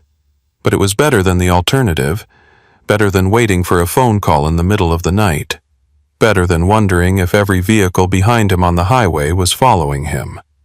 Boaz packed his go bag one more time, preparing for another relocation, another stage of a journey that had started at mile 92 and seemed to have no clear ending. The federal agents arrived at the motel around 10 p.m., driving an unmarked sedan with tinted windows. They escorted Boaz out with professional efficiency, scanning the parking lot, moving quickly but not frantically. The drive to wherever they were taking him took 3 hours, winding through highways and back roads that Boaz tried to memorize, but eventually gave up on. They weren't telling him the destination, weren't providing details, just moving him from point A to point B with the kind of operational security that should have been reassuring but felt more isolating. The safe house turned out to be a ranch property outside of Battle Mountain, isolated enough that approach would be visible from a distance, secure enough that the perimeter had sensors and cameras. Boaz was introduced to the security team, 2 former military contractors who looked capable of handling threats, but hopefully wouldn't need to. The house itself was comfortable in that impersonal way of temporary housing. Furniture that had been selected for function rather than aesthetics. Appliances that worked but showed their age. You'll be here for approximately 2 weeks while we process your WITSEC application and prepare for grand jury testimony, the male agent explained, walking Boaz through the layout. Communications are monitored and restricted. Phone calls go through us first. Internet access is filtered and logged. No social media. No reaching out to people from your old life. I know it feels restrictive, but every breach of protocol creates vulnerability, and we can't afford vulnerabilities right now. Boaz nodded, understanding intellectually while emotionally rebelling against the constraints. He'd spent his adult life on the road, independent, mobile, free to make his own choices and set his own schedule. This was the opposite of everything his career had represented. Confined, monitored, dependent on other people for his safety and his information about the outside world. The first week crawled past in a haze of interviews and statements. Federal agents rotated through, asking the same questions from different angles, building a comprehensive record of everything Boaz had witnessed, experienced, deduced. They wanted details about the loading depot in Reno, about his normal procedures, about anything unusual he might have noticed before the night of the incident. They wanted granular descriptions of the roadblock at mile 92, of the man in the reflective vest, of the SUV that followed him to Tonopah. They wanted his impressions, his interpretations, his gut feelings about what he'd seen. Some of it Boaz could provide with confidence. The layout of the roadblock, the position of the vehicle, the man's demeanor and appearance. Other questions exposed the limits of what he'd actually observed. The SUV's plate number, vehicle identification details, whether he'd seen weapons or noticed specific equipment. His memory was good but not perfect, and the agents pushed for precision that sometimes he just couldn't deliver. "That's normal," the female agent assured him during one particularly frustrating session. "You're not a trained observer. You were experiencing a crisis situation. Your brain was focused on survival rather than cataloging evidence. What you remember is more than most witnesses could provide, and it's enough to build from." The second week brought different visitors. Marshal Service personnel began the WITSEC intake process, walking Boaz through the mechanics of identity change, relocation logistics, financial arrangements. They explained how his assets would be liquidated, how his debts would be settled, how he'd receive a new social security number, driver's license, birth certificate, the paperwork foundation of a life that had never existed before. "You'll need to choose a new name," one of the marshals explained, sliding a list of suggestions across the table. "We've pre-cleared these based on availability and background conflicts. Pick something you can remember naturally, something that feels comfortable. You'll be using it for the rest of your life." Boaz stared at the list, at names that belonged to strangers, at the clerical evidence of his old life's termination. He picked one at random, didn't matter which, because none of them were him. None of them were the person who'd spent 11 years building a reputation as a reliable trucker, who'd learned every mile of the Nevada corridors, who'd trusted his instincts at mile 92 and made choices that had led him to this sterile ranch house in the middle of nowhere. "What about my truck?" he asked suddenly, the question surprising even himself. "My rig, the Freightliner. I know it's evidence, I know you need it for the case, but after... what happens to it?" The marshal's expression shifted to something like sympathy. "It'll be held until after trial, then released. Your company will handle disposition, probably sell it or reassign it. You won't have access to it, Mr. Cotterell. That's part of the separation. Your old life, your old possessions, they stay behind." The finality of it hit harder than Boaz expected. That truck had been his home, his office, his constant companion for 3 years. He knew every rattle, every quirk, every sound it made under different conditions. Losing it felt like losing part of himself, another piece of identity stripped away by circumstances he hadn't chosen. On the 13th day, Trooper Creed Ellison visited the safe house, making the drive out from Tonopah to provide an update and check on Boaz's status. They sat on the ranch house's back porch, looking out over empty desert that stretched to distant mountains, and for a few minutes, neither spoke. Just two men watching wilderness that didn't care about criminal investigations or witness protection, or the complicated ways human lives got entangled. "The people we detained in Tonopah made bail," Ellison finally said, voice flat. $2 million each, paid in cash by an attorney we've never seen before. They walked out of county lockup 3 days ago, and we have no idea where they went. Ankle monitors were professionally removed within hours of release, probably had technical support waiting. We've issued warrants, circulated their information, but honestly..." He paused, shaking his head. "They're gone. Either out of state or out of the country, and they're not coming back until we don't matter anymore." Boaz absorbed that information without surprise. "So my testimony might not even matter. If the defendants are gone, if the case falls apart because key witnesses disappear, I gave up my life for nothing." "Your testimony still matters," Ellison countered, though his voice carried less conviction than Boaz would have liked.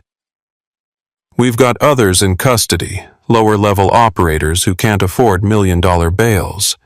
We've got evidence from your trailer, from other seizures, from surveillance we've been running for months. It's not perfect, but it's something. And Mr. Cotterell? The fact that they were willing to pay $4 million total to get those 2 specific individuals out of custody, that tells us something about how important they are to the operation. We're hurting them, even if we don't have them in cells anymore. Hurting them just makes them more motivated to hurt me back," Boaz pointed out. "I'm still the loose end, still the witness who can testify about what happened at mile 92.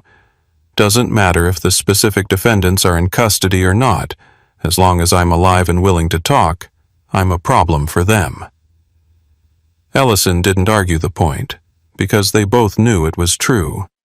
Instead, he reached into his jacket and pulled out a photograph, laid it on the table between them. "We pulled this from traffic cameras on US 95, date stamped about 40 minutes before you encountered the roadblock at mile 92. Dark SUV matching the description you gave, no plates visible, traveling southbound at high speed. Can you confirm this is the vehicle that followed you to Tonopah? Boaz studied the image, trying to see past the low resolution and bad angle. The SUV looked right, dark color, similar body style. But confirming it absolutely felt like another step deeper into testimony he wasn't sure he wanted to provide. Still, backing out now didn't make sense, not after everything he'd already committed to. Could be, he said carefully. I can't swear to it in court, but it looks consistent with what I saw. That's good enough for now. Ellison retrieved the photo. We're building the case piece by piece, Mr. Cotterill. Your testimony is part of it, but not the whole thing. You need to remember that. You're not solely responsible for whether this case succeeds or fails. You're just doing your part, telling the truth about what you experienced. The rest is on us, on the federal agents, on the prosecutors. The reassurance felt hollow, but Boaz appreciated the effort. He thought about the man who'd called him in Winnemucca, offering options that weren't really options. Wondered where that man was now, what he was planning, whether the organization was scrambling to contain the damage from the investigation, or calmly adapting like professionals who dealt with law enforcement complications before. When do I testify? Boaz asked. When does this actually happen? Grand jury is scheduled for 3 weeks from now. After that, depending on indictments, trial could be anywhere from 6 months to 2 years out. A lot of variables, a lot of legal maneuvering. But your formal testimony, the official part where you're under oath and providing evidence, that starts in 3 weeks. Between now and then, you stay here, stay safe, and let us handle the logistics. 3 weeks in protective custody felt like eternity, but Boaz just nodded, because arguing wouldn't change the timeline. Ellison left an hour later, driving back toward Tonopah and his regular duties, leaving Boaz alone with security contractors and federal agents and the vast desert silence that pressed in from all sides. The days continued their monotonous crawl. Boaz read books from the safe house's limited collection, watched carefully curated television that avoided local news, took walks around the property perimeter with security hovering at discreet distances. He thought constantly about his truck, about routes he'd driven, about the simple pleasure of making a delivery on schedule and moving on to the next load. All of it felt impossibly distant now, like memories from someone else's life. On the 18th day, alarms woke him at 3 a.m. Not loud, not panicked, just persistent electronic tones that brought security contractors moving through the house with weapons drawn and radio chatter crackling. Boaz was hustled into an interior room, no windows, reinforced door, the kind of space designed for exactly this scenario. He sat on the floor in darkness while boots moved above him, and voices coordinated response to whatever had triggered the perimeter sensors. 40 minutes passed before the all-clear came. The male federal agent who'd interviewed him multiple times appeared in the doorway, expression carefully neutral. We had a vehicle approach along the western access road, slow roll past the property line, then departure without stopping. Could be ranchers checking on something, could be criminals conducting reconnaissance. Security cameras got footage, we'll analyze it, but this demonstrates exactly why protective custody is necessary. They're looking for you, Mr. Cotterill. They're actively trying to locate you. The adrenaline crash left Boaz shaking, sitting on the floor of a safe room in a house he'd never chosen, protected by people he barely knew from threats he couldn't quantify. This was his life now. This was what doing the right thing at mile 92 had cost him. Safety purchased at the price of freedom, security that felt like a different kind of prison. He didn't sleep the rest of that night. Just sat watching the sun come up through a small window, thinking about choices and consequences, about whether he'd make the same decisions if he could go back to that moment on US 95, approaching a roadblock that changed everything. He wanted to believe he'd still bypass it, still call authorities, still do the right thing. But sitting in a safe house at dawn after 3 weeks of protective custody, he honestly wasn't sure anymore. The final week before grand jury testimony brought renewed intensity to the interviews. Federal prosecutors joined the sessions, drilling Boaz on specific details, preparing him for questions he'd face under oath, identifying potential weaknesses in his account that defense attorneys might exploit. They were professional, thorough, and ruthlessly focused on building a case strong enough to secure indictments against multiple defendants. "You're going to be challenged on your decision to bypass the roadblock," one prosecutor warned him. "Defense will argue you could have stopped safely, that you endangered the suspects by driving aggressively, that your actions precipitated everything that followed. You need to be clear, confident, and consistent about why you made that choice. Walk us through your thinking again." Boaz recounted it for what felt like the 100th time. The positioning of the vehicle, the man's demeanor, the absence of typical breakdown indicators, the instinct that something was wrong. He'd told the story so many times it almost felt rehearsed now, stripped of genuine emotion, just facts delivered in sequence. The prosecutors nodded, took notes, asked follow-up questions designed to expose any inconsistencies or uncertainties. "You'll do fine," the female prosecutor assured him after one particularly grueling session. "You're believable, you're detailed, you're clearly just a regular person caught in extraordinary circumstances. Juries respond to that authenticity. Grand jury will too." 2 days before the scheduled testimony, they moved Boaz again, this time to a secure federal building in Reno, closer to the courthouse where the grand jury would convene. The facility was designed for protected witnesses, with multiple layers of security and protocols that made the ranch house seem casual by comparison.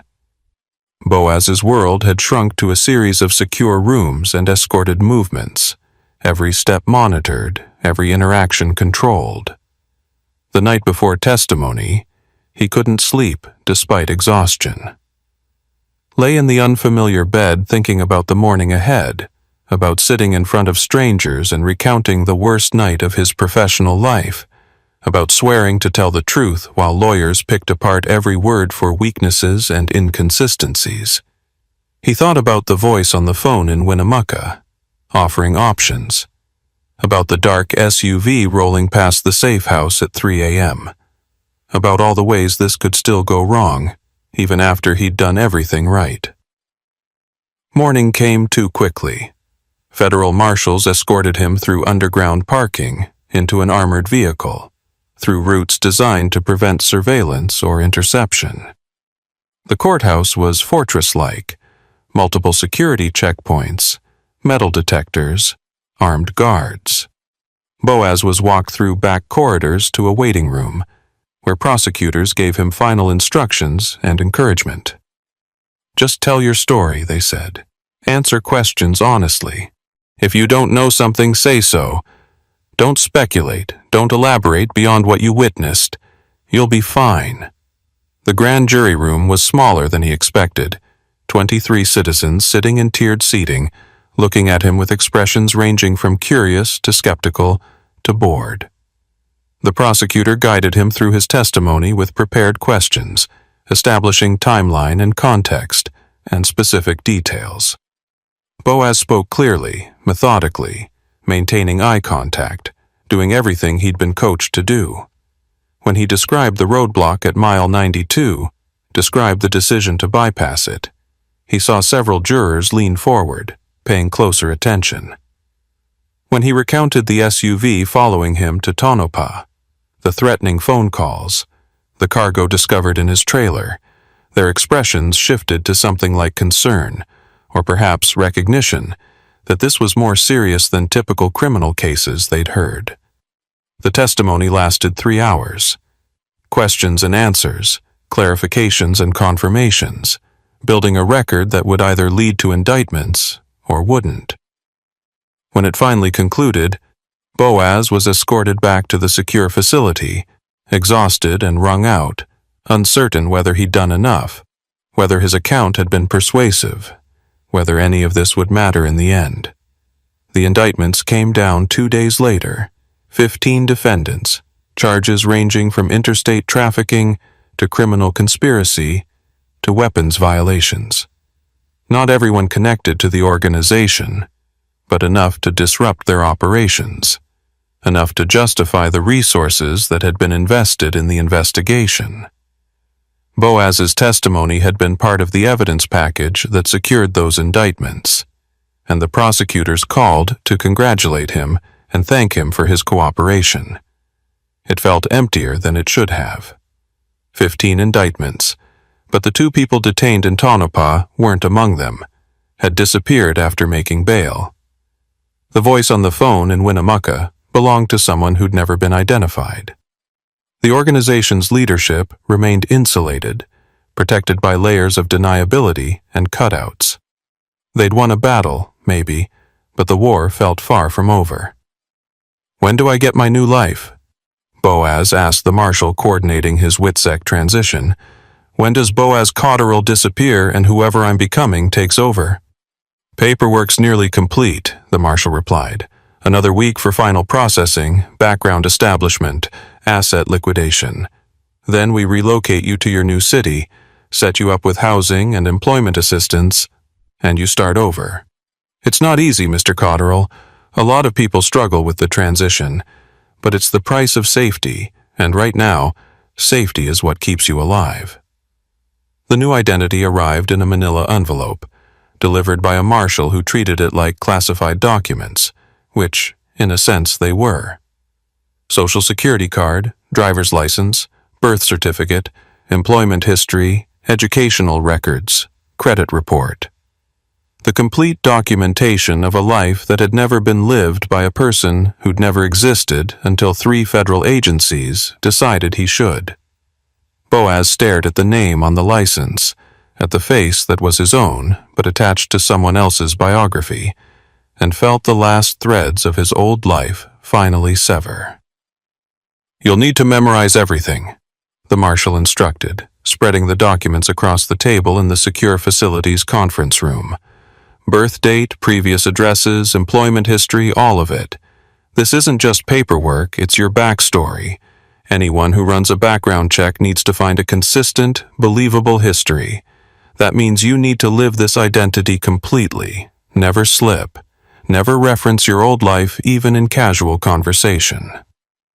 The employment history showed a progression through various logistics and warehouse jobs. Nothing that would raise questions, but enough to justify his skill set. The address history moved him through several Midwestern cities, places Boaz had never visited, neighborhoods he couldn't describe if someone asked. The educational background was minimal: high school diploma, some community college, nothing that would require detailed knowledge or alumni connections. It was a carefully constructed identity designed to be forgettable, the kind of life that blended into background noise and attracted no special attention. "Where am I being relocated?" Boaz asked, though part of him didn't want to know, didn't want to make the destination real until he absolutely had to. "Pueblo, Colorado," the marshal replied. "Mid-sized city, diverse economy, enough transient population that a new face doesn't raise immediate questions. We've arranged temporary housing and connected you with employment services that work with our program. You won't be driving trucks anymore, Mr. Cotterill. That career ended at mile 92. But we've identified positions in warehouse operations, shipping logistics, dock work, things that use your skills without putting you on the road where you'd be visible and vulnerable." Not driving anymore. The reality of it settled into Boaz's chest like lead. 11 years of building a career, developing a reputation, learning routes and procedures, and the 1,000 small details that separated good truckers from mediocre ones. All of it meaningless now, erased by the necessity of disappearance. He'd become someone who'd never hauled freight, never driven through Nevada deserts at 3 a.m., never encountered a roadblock at mile 92 that changed everything. "What about my family?" The question came out quieter than Boaz intended. My daughter, my ex-wife, my brother. What do they get told? The marshal's expression shifted to something like sympathy, though it remained professionally controlled. They'll be informed that you've entered witness protection, that you can't contact them, that for everyone's safety, the separation needs to be complete. It's difficult, Mr. Cotterill. I won't pretend otherwise. But maintaining that separation is what keeps them safe and keeps you alive. Any contact, any attempt to reach out, creates vulnerability that can be exploited. Boaz thought about his daughter, 22 years old, finishing her senior year at Oregon State. Thought about the last conversation they'd had, 3 weeks ago from the ranch house, him lying about why he sounded stressed, why he needed her to be careful. She'd probably been confused, probably wondered what was wrong, probably worried in that way children worry about parents even when they're adults themselves. And now she'd be told he was gone, disappeared into witness protection, unreachable indefinitely.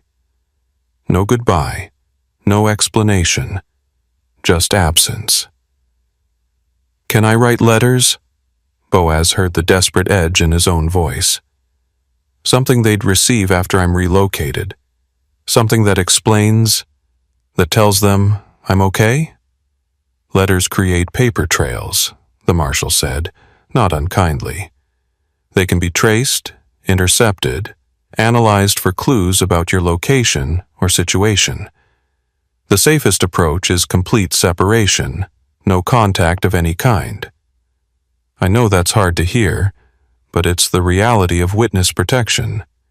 You're choosing survival, and survival requires sacrifice. The word felt inadequate for what he was losing.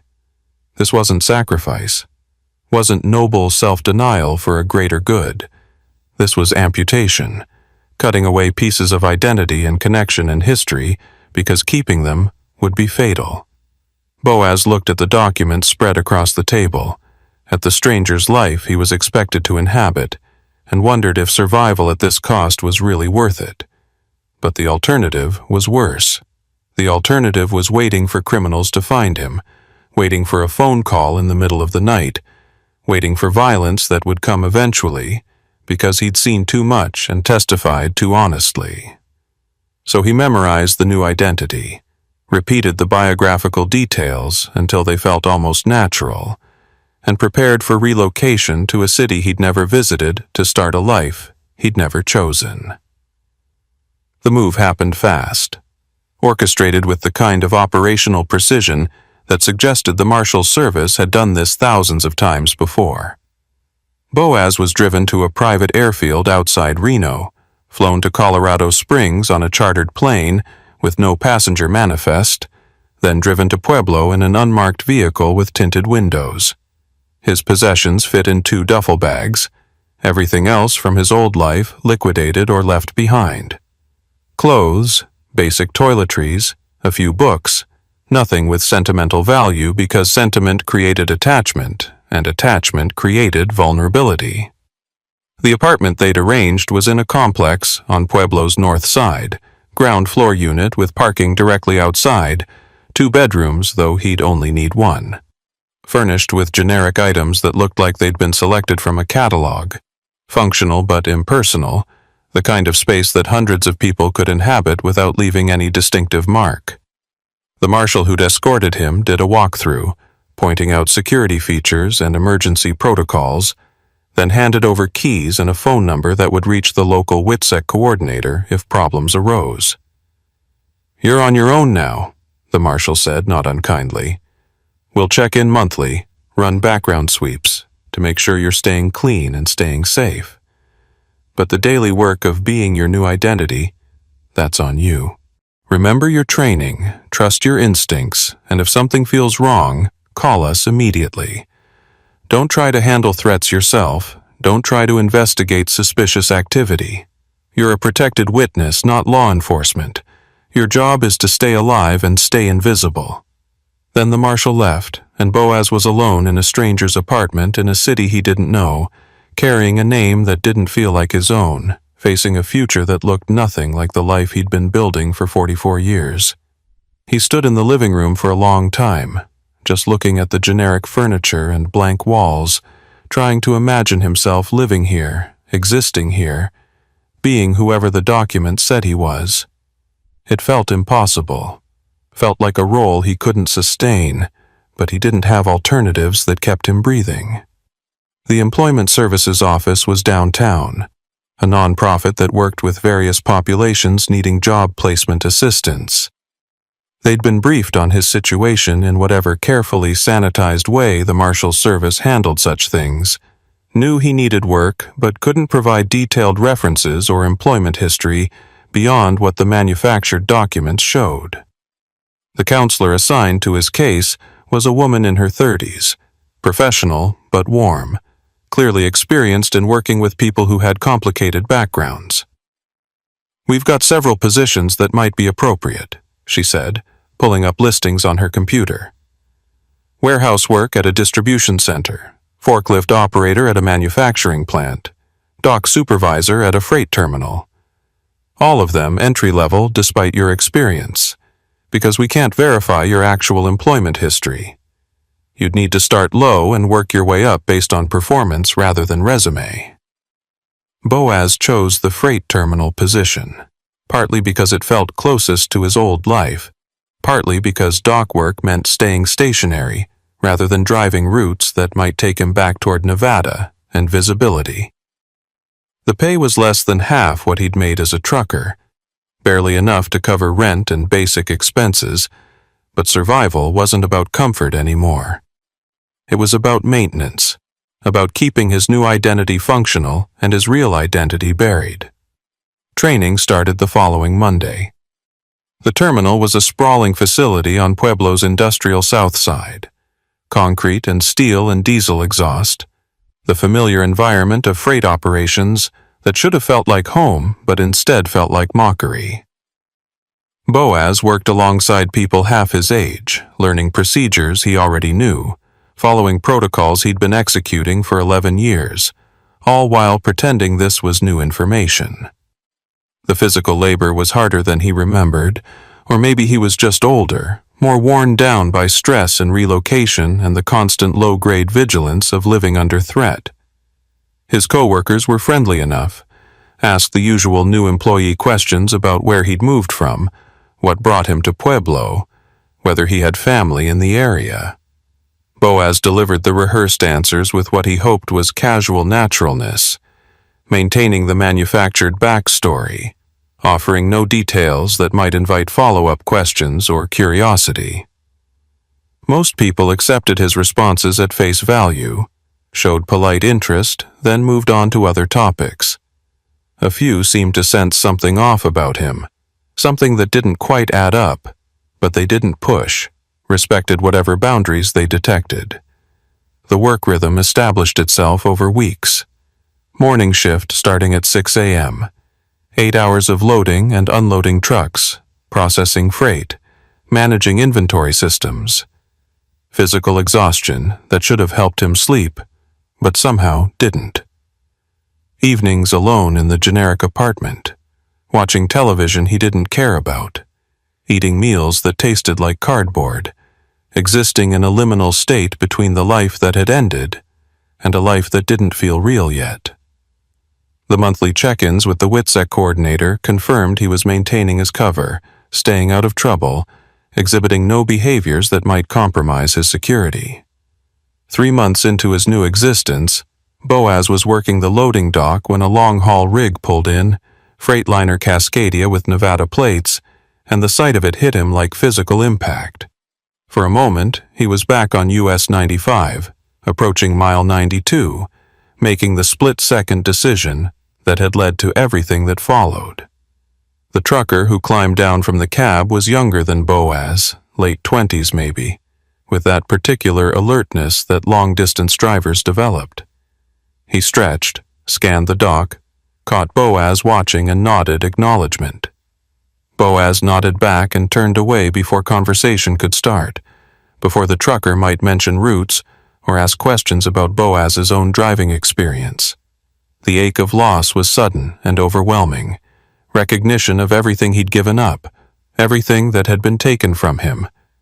He'd been good at trucking, had taken pride in his professionalism, his reliability, his knowledge of the routes he ran, and now he was loading someone else's freight, helping facilitate deliveries he'd never make, watching other drivers live the career he'd lost. The dock supervisor noticed his distraction. "You okay? Look like you've seen a ghost." "Just tired," Boaz said, which wasn't technically a lie. He was tired, exhausted in ways that sleep couldn't fix, worn down by the constant performance of being someone he wasn't. But admitting that would invite questions he couldn't answer, so he just returned to work, moving freight with mechanical efficiency while his mind drifted to highways he'd never drive again.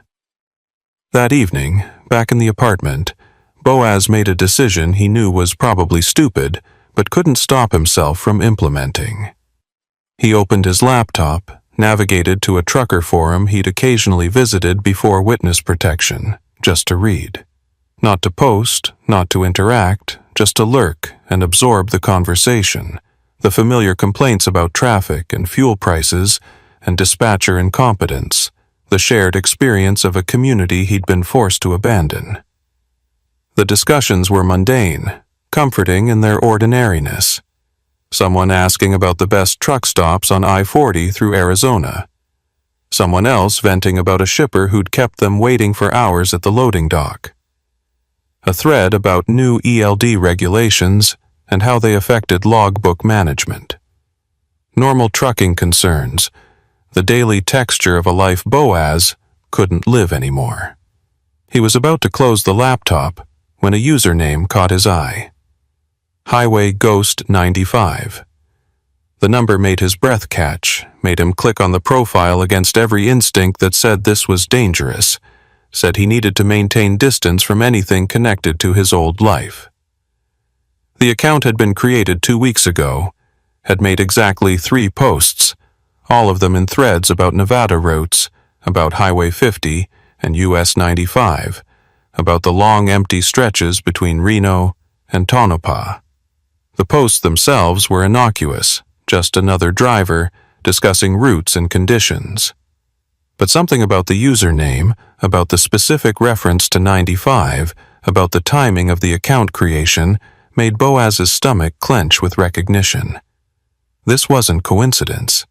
This was a message, a signal, someone telling him they knew he was out there watching, knew he hadn't completely disconnected from his old community. He closed the laptop without logging out, without clearing browser history, just shut it down like that would somehow undo what he'd seen. His hands were shaking slightly, adrenaline response to perceived threat, body remembering the fear even if his mind tried to rationalize it away. Maybe Highway Ghost 95 was just a random username, just another driver who happened to like that particular route. Maybe he was seeing patterns where none existed, letting paranoia transform innocuous coincidence into sinister implication. But Boaz had trusted his instincts at mile 92, and those instincts had kept him alive. And right now, those same instincts were screaming that the forum account wasn't random, wasn't innocent, was exactly what it appeared to be. Evidence that someone was looking for him, probing the spaces where he might still maintain connection to his old life, watching for any sign that Boaz Cotterill still existed somewhere beneath whatever new identity he'd assumed. He should call the WITSEC coordinator immediately, report the potential security breach, let professionals assess whether this was genuine threat or paranoid interpretation. But calling meant admitting he'd been visiting trucker forums, meant acknowledging he'd violated the separation protocols, meant potentially losing what little connection he still had to the life he'd been forced to abandon. So instead, he sat in the dark apartment, laptop closed, phone untouched, trying to convince himself he was overreacting while simultaneously knowing he wasn't. Sleep was impossible that night. Boaz lay in bed watching shadows move across the ceiling, listening to the ambient noise of the apartment complex, the distant traffic from the nearby highway, the everyday sounds of normal life continuing around him, while his own existence felt increasingly precarious. By morning, exhaustion and daylight had combined to make the form account feel less threatening, just paranoia amplified by isolation and stress. He went to work, loaded freight, maintained his cover, told himself everything was fine.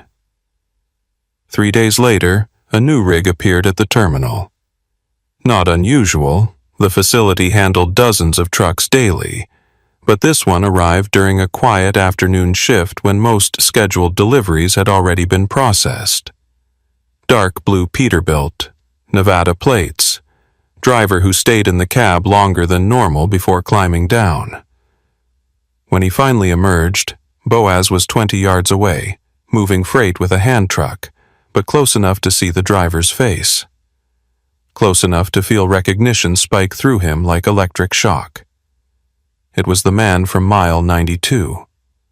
The man in the reflective vest who'd stood in the middle of US 95 flagging trucks down, whose expression had shifted from professional to something harder when Boaz had refused to stop. Older than Boaz remembered, or maybe just more worn down by whatever life he'd been living since that night. But unmistakably the same person, now standing on a loading dock in Pueblo, Colorado, 3 months after Boaz had testified to a grand jury about encountering him at a staged roadblock. Their eyes met across the dock space, and Boaz saw the exact moment recognition registered. The man didn't smile, didn't nod, didn't acknowledge Boaz in any obvious way. He just held the eye contact for a beat longer than natural, then turned and walked back to his truck, climbed in, fired the engine, and pulled out of the facility without dropping off or picking up any freight. The entire interaction had taken maybe 90 seconds, but its meaning was absolutely clear. They'd found him. Despite witness protection, despite the new identity, despite every security protocol designed to keep protected witnesses invisible, the organization had located him, tracked him to Pueblo, confirmed his presence. And they'd sent someone to let him know they knew, to demonstrate that separation and relocation meant nothing if you had sufficient resources and motivation. Boaz set down the hand truck with careful precision, walked to the dock supervisor's office, and told him he felt sick and needed to leave early. The supervisor took one look at his face and agreed without argument. Boaz drove back to the apartment with his hands locked on the wheel, checking mirrors constantly, watching for the dark blue Peterbilt or any other vehicle that might be following him. The parking lot outside his building looked normal, unthreatening, but normal didn't mean safe anymore. Inside the apartment, he finally called the WITSEC coordinator, a number he'd been given for emergencies and told to use only when absolutely necessary. The call connected to voicemail, asked him to leave a message, promised return call within 2 hours. Boaz hung up without speaking, then immediately dialed Trooper Creed Ellison's direct line, the business card he'd been given months ago, the contact he probably shouldn't be using because it connected his new life to his old identity. Ellison answered on the third ring. "Trooper Ellison." "It's Boaz Cotterell," he said, using his real name deliberately, claiming his actual identity in a moment of crisis. "They found me. The man from mile 92. He was at my work location 30 minutes ago in Pueblo. He saw me, I saw him. We both knew exactly what was happening. Witness protection is compromised." The silence on the other end lasted 3 seconds, that felt like hours. Then Ellison's voice came back, harder and more focused. "You're certain it was the same individual?" "Absolutely certain.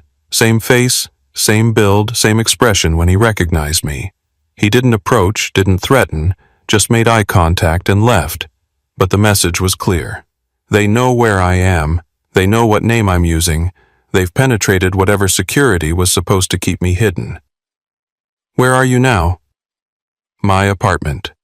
Pueblo North Side, the address the Marshal Service set up. I called the WITSEC coordinator, got voicemail, decided I needed to talk to someone immediately. Stay inside, lock your doors, don't open them for anyone you don't recognize.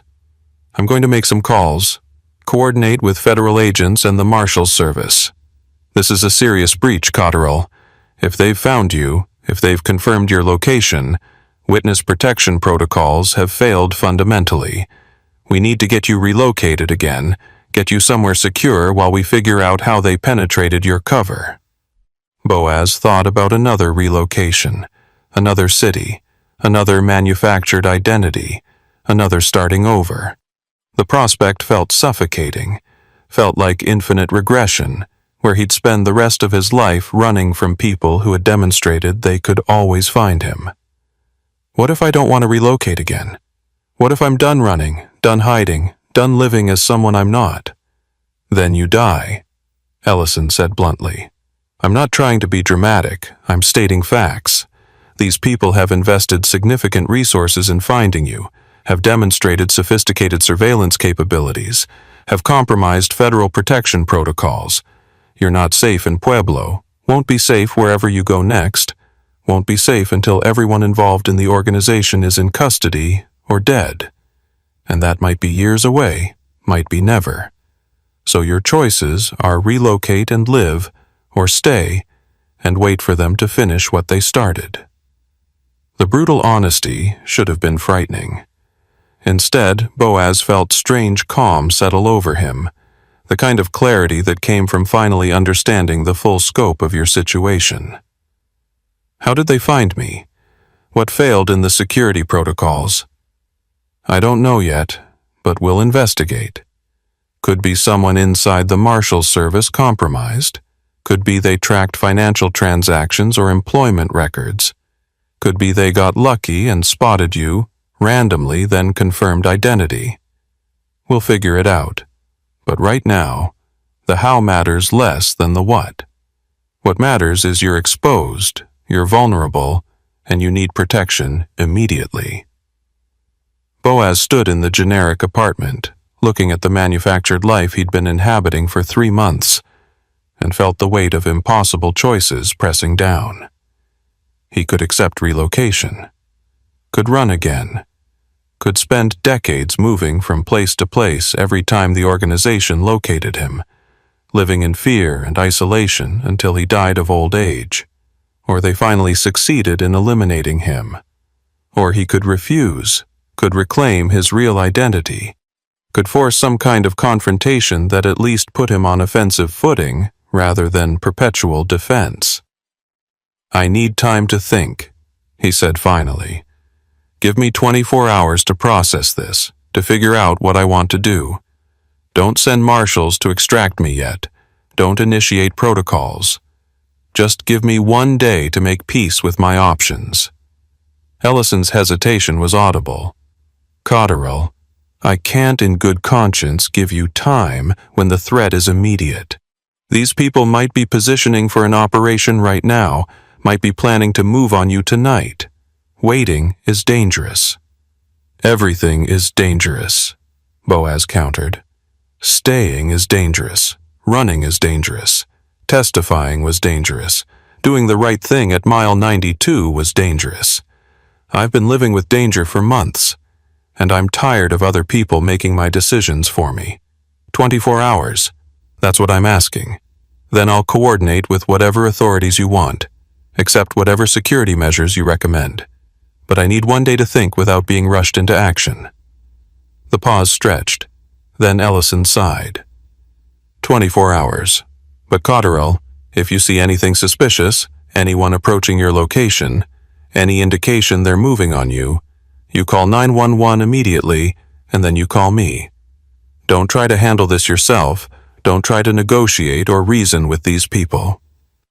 They're not interested in conversation, only in resolving you as a problem. Understand?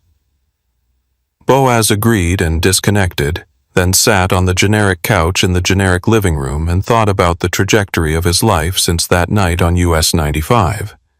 Every choice he'd made had been correct, every decision rational and justified. Stop at the roadblock or bypass it. Bypass was right. Call authorities or try to handle it privately. Authorities was right. Cooperate with investigation or refuse. Cooperation was right. Enter witness protection or take chances with inadequate security. Protection was right. And yet here he was, found by the very people he'd been protected from, living a half-life under a false identity in a city he didn't know, cut off from family and career and everything that had made him who he was. The right choices had led to wrong outcomes, and now he faced more impossible decisions where both options led to different versions of the same bad ending. He thought about his daughter, about the conversations they'd never have, the milestones he'd miss, the grandchildren he might never meet. Thought about his truck, the Freightliner Cascadia, sitting in some federal impound lot, gathering dust while other drivers lived the career he'd lost. Thought about Highway 50, about the loneliness of Nevada deserts, about the simple pleasure of making deliveries on schedule and moving on to the next load. All of it gone, sacrificed for the principle of doing the right thing, for trusting that authorities could protect people who cooperated with investigations. Night fell over Pueblo, and Boaz sat in darkness, not turning on lights, not watching television, just existing in the space between identities, between lives, between the person he'd been and the person they wanted him to become. His phone stayed silent. No calls from the WITSEC coordinator, no follow-up from Ellison, just quiet that felt less peaceful than ominous. Around 2 a.m., unable to sleep, Boaz made a decision that probably violated every protocol he'd been given. He opened his laptop, navigated back to the trucker forum, found the Highway Ghost 95 account, and sent a direct message. Just 3 words. Mile 92. Talk? The response came within 5 minutes, which meant whoever monitored that account was watching constantly, waiting for exactly this kind of outreach. The message was brief, contained only an address in Industrial Pueblo, and a time, 4 p.m. tomorrow. No threats, no demands, just coordinates for a meeting that Boaz knew he shouldn't attend, knew was probably a trap, knew represented everything law enforcement had warned him against. But continuing to run felt unsustainable, felt like slow death by 1,000 relocations and false identities. Meeting might be dangerous, might be stupid, might get him killed. But at least it was action rather than reaction. At least it put him in the position of making choices rather than having choices made for him. He confirmed the meeting time, closed the laptop, and tried to sleep, knowing tomorrow would either resolve his situation or end it permanently. The industrial address turned out to be a closed trucking depot, chain-link fence surrounding empty lots where rigs used to park, office building with plywood over the windows, the kind of abandoned commercial property that dotted every American city. Boaz arrived at 3:45 p.m., circling the perimeter twice before committing to entry, checking for obvious surveillance or threat indicators. Everything looked abandoned, looked empty, but empty didn't mean safe. He parked near the main gate, left the engine running, kept his phone in hand with 911 pre-dialed, ready to call for help if the situation deteriorated. The gate wasn't locked, just closed, and it swung open with a rusty groan that echoed across the empty lot. Boaz walked toward the office building, every nerve firing, every instinct screaming that this was a mistake, that he should turn back, call Ellison, accept relocation and protection, and all the security protocols he'd been provided. A figure emerged from the building's shadows, and Boaz recognized him immediately. Not the man from mile 92, not the trucker who'd appeared at his work location, but someone else entirely. Older, maybe 60. dressed in expensive casual clothes that looked wrong in this industrial setting, carrying himself with the calm authority of someone accustomed to control.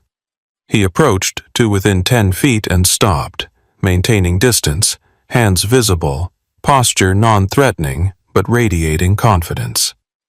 "Mr. Cotterill, thank you for meeting me. I know this violates your security protocols. I know your law enforcement contacts would disapprove strongly, but I wanted to offer you a conversation that those contacts can't provide, one that acknowledges realities they prefer to ignore." "You're the one who called me in Winnemucca," Boaz said, recognizing the voice, the cadence, the careful diction that suggested education and sophistication. "You're part of the organization behind the cargo in my trailer." I prefer to think of myself as someone who facilitates certain business operations that exist outside conventional regulatory frameworks, the man replied with a slight smile. "But yes, I represent the interests you inadvertently disrupted at mile 92, interests that would very much like to resolve the complications you've created." "By killing me," Boaz kept his voice flat, stating facts rather than accusations. "By finding a mutually acceptable solution that serves everyone's interests better than current arrangements. You're in witness protection, Mr. Cotterill, but protection hasn't protected you.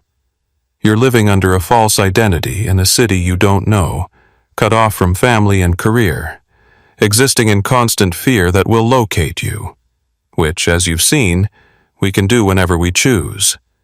That's not living. That's just delayed dying. So what's your offer? What mutually acceptable solution involves me staying alive?" The man clasped his hands behind his back, considering his response carefully. "You testified to a grand jury, helped secure 15 indictments against individuals who were, frankly, expendable to our operations. Low-level operators who can be replaced with minimal disruption. The people those indictments actually threaten. They're not present in any courtroom, not worried about prosecution, not vulnerable to the case your testimony helped build. You've done your civic duty, Mr. Cotterill. You've cooperated with authorities, provided information, satisfied whatever moral obligation you felt about doing the right thing, and it hasn't made you safer, hasn't improved your situation, hasn't accomplished anything except destroying your life. Get to the point." Boaz's hands clenched at his sides, frustration bleeding through despite his effort to maintain neutral demeanor. "The point is this.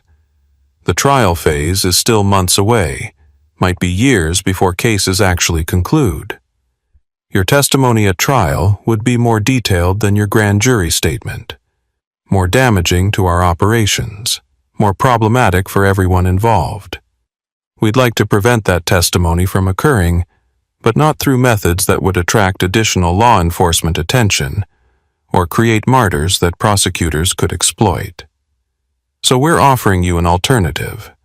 Walk away from witness protection, reclaim your real identity, return to trucking, or whatever life you want to rebuild. We'll leave you alone, won't pursue retaliation, won't involve your family. In exchange, when trial dates arrive, you discover you can't remember details clearly. You're uncertain about identifications. You're not a reliable witness, after all. Cases fall apart from lack of evidence and everyone moves forward." The offer hung in the air between them, simultaneously tempting and repulsive. Everything Boaz wanted, his life back, his identity restored, his freedom from constant relocation and fear, purchased at the cost of perjury and betrayal of the investigation he'd supported. He thought about the federal agents who'd worked the case, about Trooper Ellison who'd responded to his call, about all the resources and effort invested in building prosecutions that his testimony would help confirm.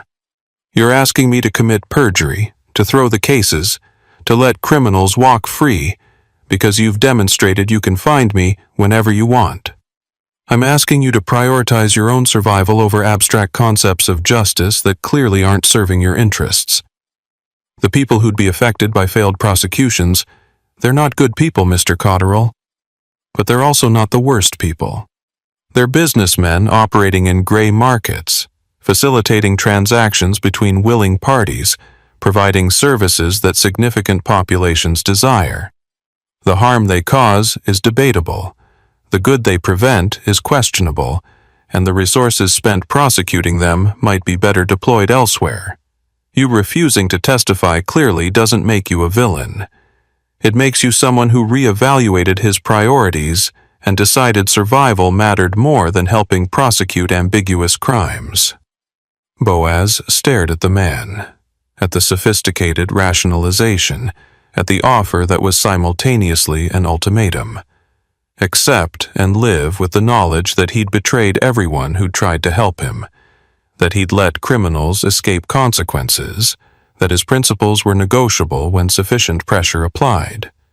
Refuse and continue running, continue relocating, continue living half-lives under false identities, until the organization eventually succeeded in eliminating him, or until time and stress destroyed him anyway. I need to think about this, Boaz said, voice hollow. This isn't a decision I can make, standing in an abandoned trucking depot talking to someone whose name I don't even know. Of course, take your time. Consider your options carefully. But Mr. Cotterill, understand that time has limits. Trial dates will be set eventually, prosecutors will begin preparing their cases, and opportunities for elegant solutions diminish as proceedings advance. We'd prefer to resolve this through conversation rather than confrontation, but we're prepared for either outcome. Contact will be made again in 1 week, same method as before. You'll provide your decision then, and we'll proceed accordingly. The man turned and walked back toward the office building, disappeared into shadows without looking back, confident in his position, certain that Boaz understood the calculation. And he did understood perfectly the choice being offered. Betray principles and live, or maintain integrity and die. Simple, brutal, clarified in ways that law enforcement's careful protocols and witness protection's elaborate security theater could never match. Boaz returned to his car, hands shaking slightly as he started the engine, drove back toward the apartment while his mind churned through implications and consequences. He should call Ellison immediately, report the contact, describe the offer, let authorities decide how to proceed. That was protocol, that was procedure, that was what protected witnesses were supposed to do when contacted by the organizations they'd testified against. Instead, he drove past the apartment complex, continued south toward the highway that connected Pueblo to wider Colorado and broader America. Drove without destination, just motion, just the familiar rhythm of wheels on asphalt and white lines flickering past. Found himself on I-25 heading north, then west on US 50, and realized with strange inevitability that he was driving toward Nevada, toward the desert corridors he'd hauled freight through for 11 years, toward the landscape that had shaped his career and destroyed his life. It took him 3 days to reach US 95, 3 days of driving in a rental car that wasn't his truck, stopping at rest areas that felt simultaneously familiar and alien, existing in the liminal space between identities. He didn't call Ellison, didn't contact the WITSEC coordinator, didn't inform anyone of his movements, just drove, because driving was what he knew, what he'd always known, the one constant in a life that had become unrecognizable. Mile marker 92 looked unchanged, looked exactly as it had that night in October when Boaz had approached a roadblock and made choices that led to everything afterward. The highway stretched empty in both directions, sage and scrub extending to distant mountains, Nevada desert, indifferent to human drama. Boaz pulled onto the shoulder, killed the engine and got out, standing on the same asphalt where the man in the reflective vest had flagged traffic with professional precision.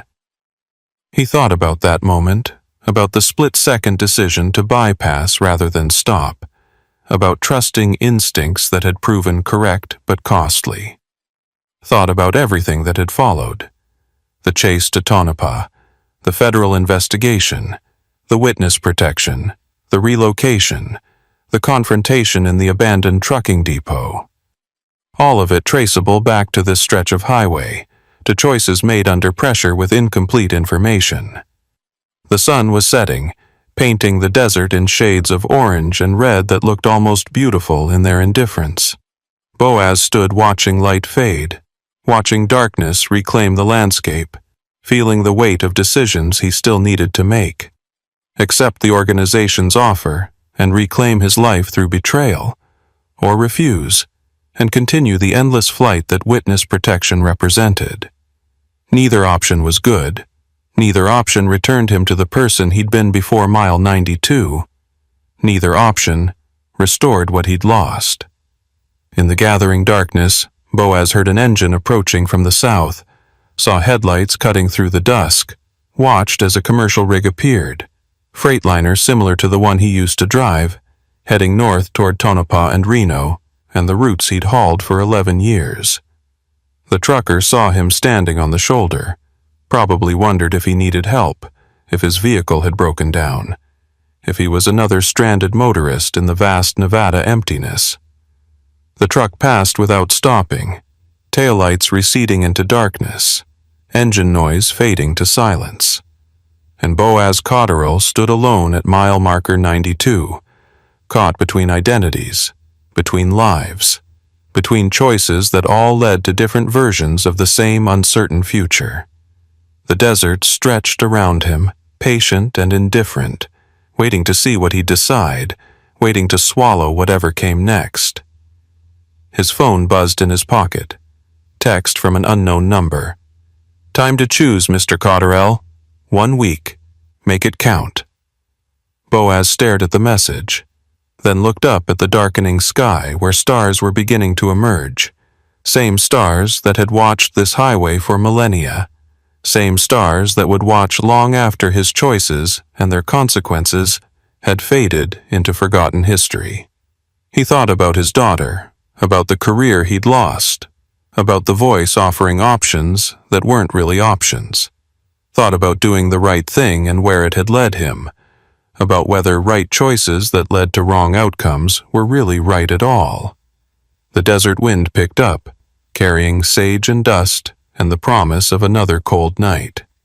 Boaz got back in the rental car, started the engine, and sat for a moment, hands on the wheel, staring at the empty highway that stretched in both directions toward futures he couldn't predict. He could drive north toward Reno, and whatever protection federal authorities might still be able to provide. He could drive south toward Las Vegas, and a different kind of disappearance. He could stay here at mile 92, waiting for the organization to make his decision for him. Or he could do something else entirely, something that hadn't been offered, something that existed outside the binary choice between cooperation and betrayal. He thought about Trooper Creed Ellison, about the federal agents who'd worked the case, about the infrastructure that had tried and failed to protect him. Thought about the sophistication of the organization that had found him despite witness protection, about the resources they could deploy, about the reality that running would never end and cooperation would never guarantee safety. The engine idled, patient as the desert, waiting for direction. And Boaz Cotterill, professional trucker who'd made correct choices that led to impossible situations, finally understood that there were no good options left, only degrees of bad. The question wasn't which choice was right anymore. The question was which choice he could live with, assuming he lived at all. He put the car in gear and pulled back onto US 95, heading north, toward Tonopah, toward Reno, toward whatever came next. The highway stretched ahead, empty and dark and infinite. And Boaz drove into it with the same instincts that had kept him alive at mile 92, not knowing if they'd serve him as well in what followed. knowing only that staying still meant surrender, and movement meant possibility. Behind him, in the darkness, another set of headlights appeared, maintaining distance, following at the same steady pace. Could be coincidence, could be another trucker on the same route, could be exactly what it appeared to be. Surveillance, monitoring, the organization tracking his movements and waiting for his decision. Boaz watched the headlights in his mirror, watched the distance hold constant, and understood with perfect clarity that this was his life now, would be his life forever, regardless of what choice he made in the week he'd been given. The headlights followed him through Tonopah, through Hawthorne, through the long, empty stretches between nowhere and nothing. And Boaz kept driving, because driving was what he did, what he'd always done, the one thing they couldn't take away even after they'd taken everything else. The highway rolled on, familiar and strange, route he'd driven 100 times, feeling for the first time like it had no destination, just continuation, just the endless unwinding of asphalt through darkness that might never end. Somewhere ahead, decisions waited. Somewhere behind, consequences followed. And Boaz Cotterell drove the space between them, suspended in motion, carrying truths that multiple organizations wanted silenced, living a life that wasn't quite his own anymore, heading toward a future that remained stubbornly unclear despite all the certainty everyone else seemed to have about what he should do, who he should be, which choices would keep him alive. The mile markers counted upward, marking distance without promising destination, and the headlights in the mirror maintained their steady following, patient as hunting animals, waiting for weakness, waiting for mistakes, waiting for the moment when Boaz's luck finally ran out and the road reached its ending. But that moment wasn't tonight, wasn't this mile, wasn't this stretch of highway. Tonight, he was still moving, still driving, still making choices 1 mile marker at a time, and that would have to be enough. The desert accepted him back without comment, wrapped him in familiar darkness and vast indifference, and US 95 stretched ahead like it always had, promising nothing, demanding everything, offering only the choice to keep driving or stop. And Boaz Cotterell, trucker without a truck, witness without security, man without identity, chose motion over stillness and rolled forward into whatever darkness held. Ames Ridgely had been hauling freight through Nevada for 8 years, and in all that time, he'd learned one fundamental truth about the extraterrestrial highway.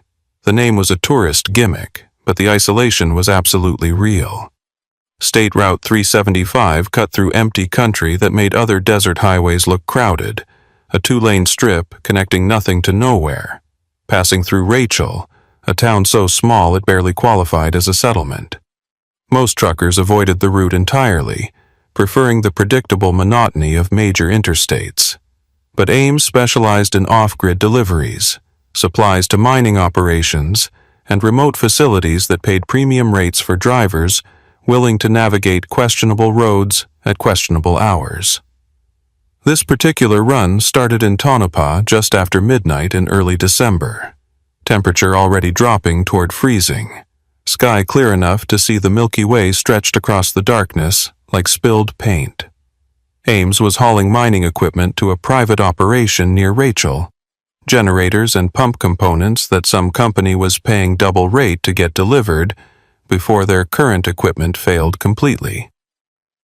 The load was legitimate, paperwork clean, nothing about the job that raised red flags beyond the inconvenient timing and isolated destination. Just another night's work in a career built on accepting runs that other drivers declined. The rig was a 2017 Kenworth T680, blue cab with white trailer, reliable, if not new, maintained well enough that Ames trusted it on remote routes where breakdowns meant serious problems. He'd fueled completely in Tonopah, verified tire pressure and fluid levels, done the pre-trip inspection with the kind of attention to detail that kept trucks running when conditions went sideways. The CB radio muttered with distant traffic, sparse chatter from drivers on US 95 and I-80, but once he turned onto 375, the radio went silent. Out here, you were alone in ways that city people never experienced. Alone in ways that even other desert highways didn't quite match. The highway unwound through darkness, sage and scrub visible only as darker shapes against dark ground, mountains distant and angular against the star-bright sky. Ames kept his speed moderate, knowing that wildlife crossings and unexpected road damage were constant risks on routes this remote. His phone had lost service 20 miles back, expected and not concerning, just another aspect of running freight through country where infrastructure ended and wilderness began. The heater hummed steadily, fighting the cold that pressed against the windows, and the diesel engine's rhythm provided the kind of white noise that could either help you stay alert or lull you into dangerous inattention. Around mile marker 38, maybe 45 minutes into the run, Ames noticed the weather changing. Not gradually, like normal storm systems, but suddenly, clouds materializing from clear sky like something had switched them on. Within 10 minutes, the stars disappeared behind roiling darkness, and the first snow began falling, not the gentle flakes of normal winter weather, but dense, wind-driven precipitation that immediately reduced visibility. Ames eased off the throttle, flipped on his hazard lights, and keyed the CB mic out of habit, even though he knew no one would answer. Any commercial traffic on 375? This is a northbound rig approaching Rachel, weather deteriorating rapidly, visibility dropping to near zero. Anyone copy? Static answered him, the empty hiss of frequencies with no one listening. Ames wasn't surprised, but felt the weight of isolation settle a little heavier. Storm conditions on empty highways meant you were on your own, meant help wasn't coming if things went bad, meant every decision had to be right because there were no second chances.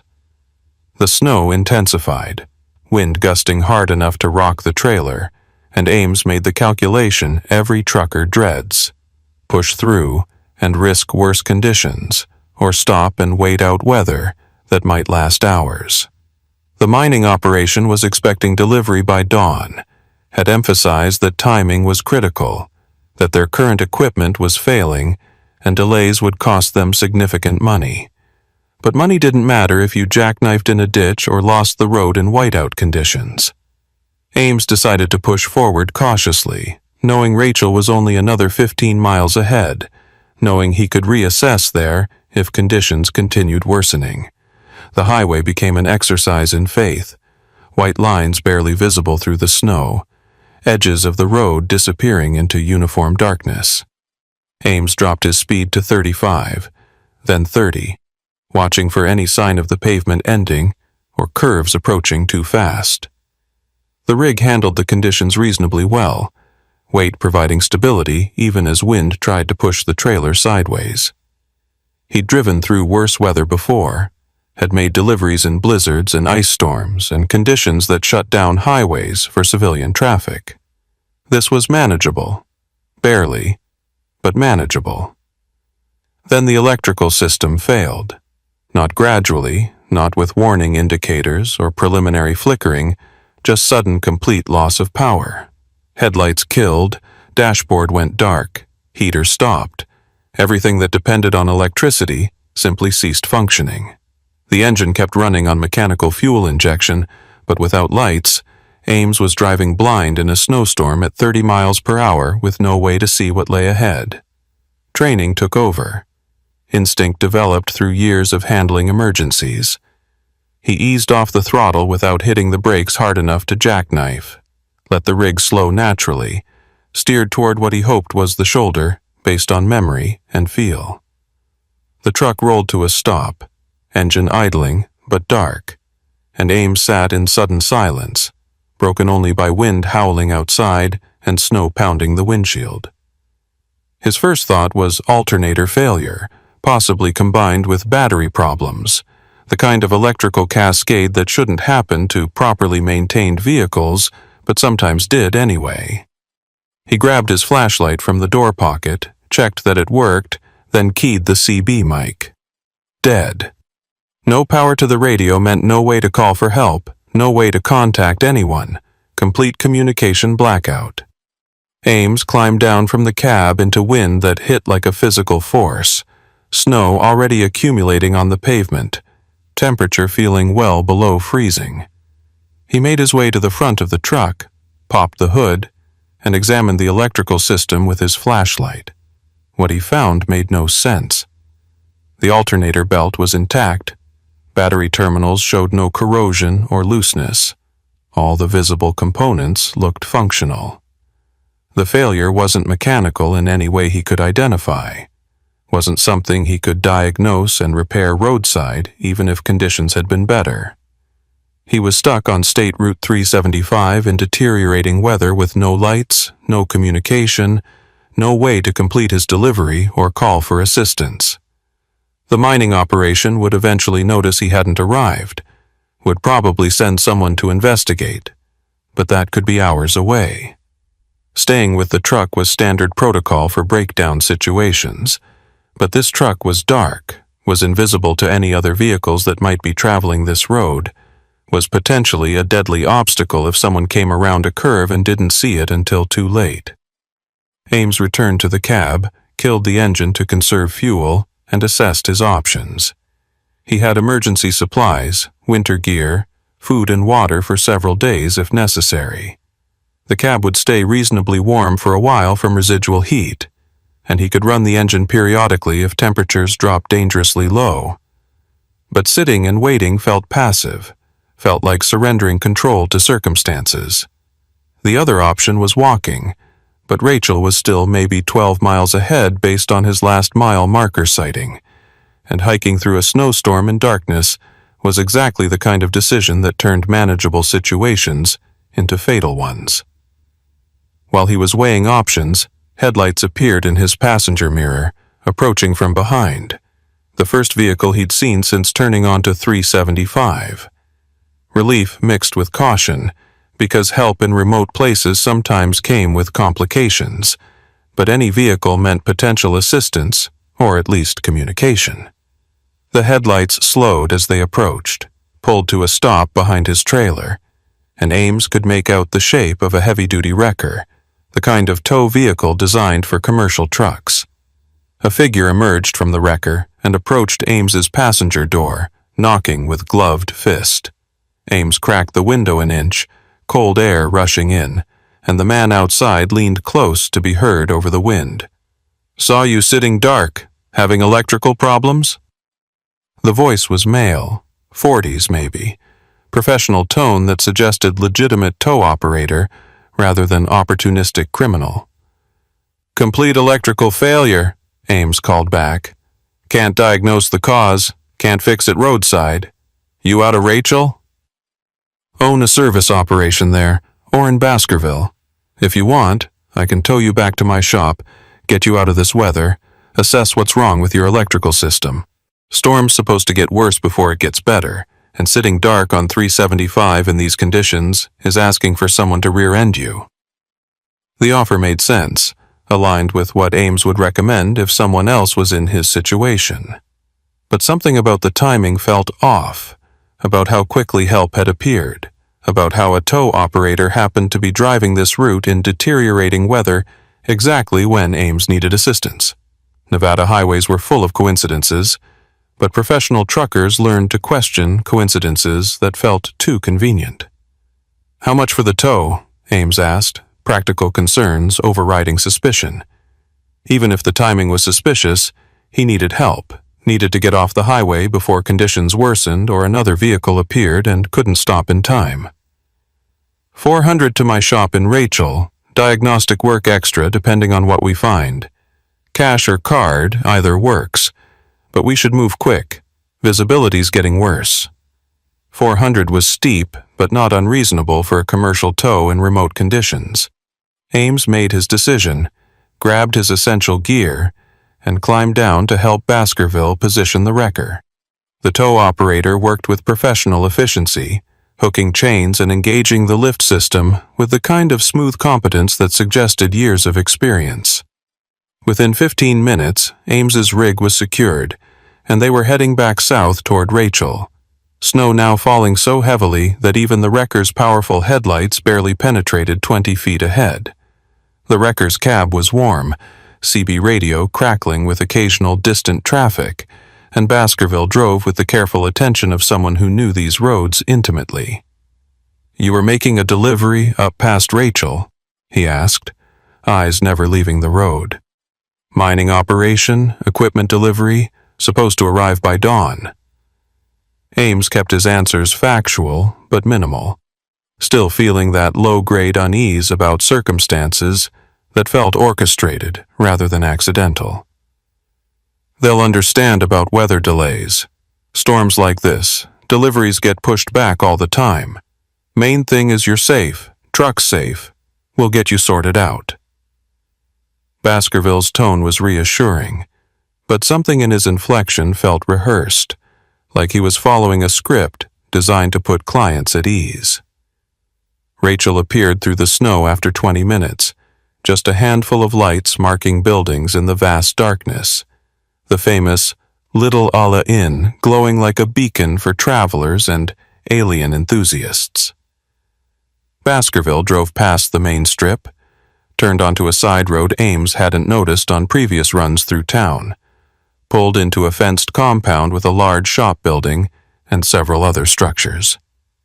Security lights illuminated the compound, bright enough that Ames could see this was a substantial operation, more extensive than a typical small-town tow service.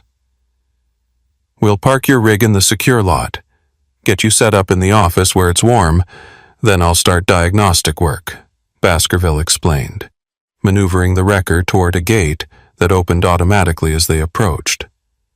"Probably electrical gremlins, maybe a computer module failure, something we can fix overnight if parts are available."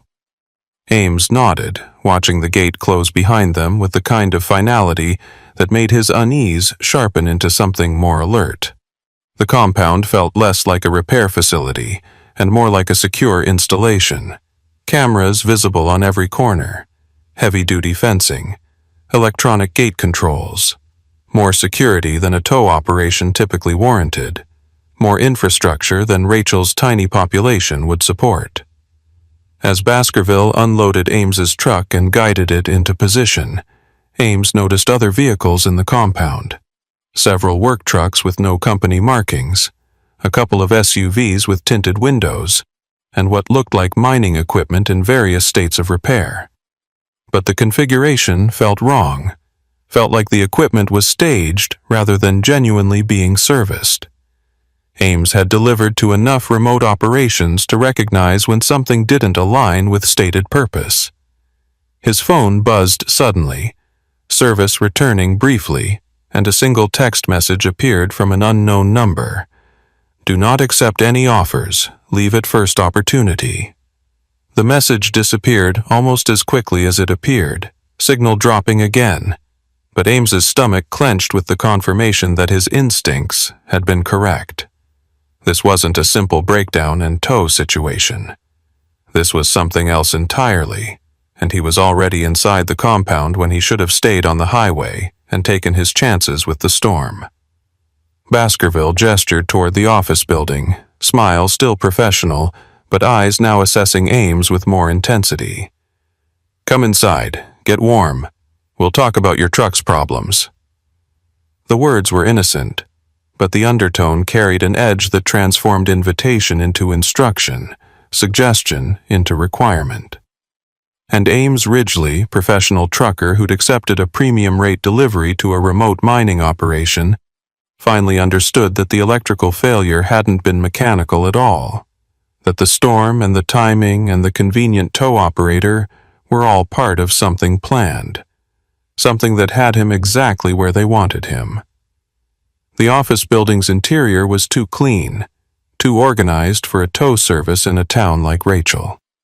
Ames noticed it immediately as Baskerville led him through the entrance. No grease stains, no clutter of repair manuals and parts catalogs, no coffee rings on desks or calendars with scribbled notes.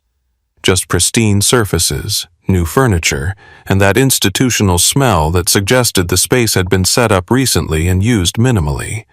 A break room with a full coffee station, a conference room with whiteboards covered in diagrams Ames couldn't quite see, offices with doors closed and lights off.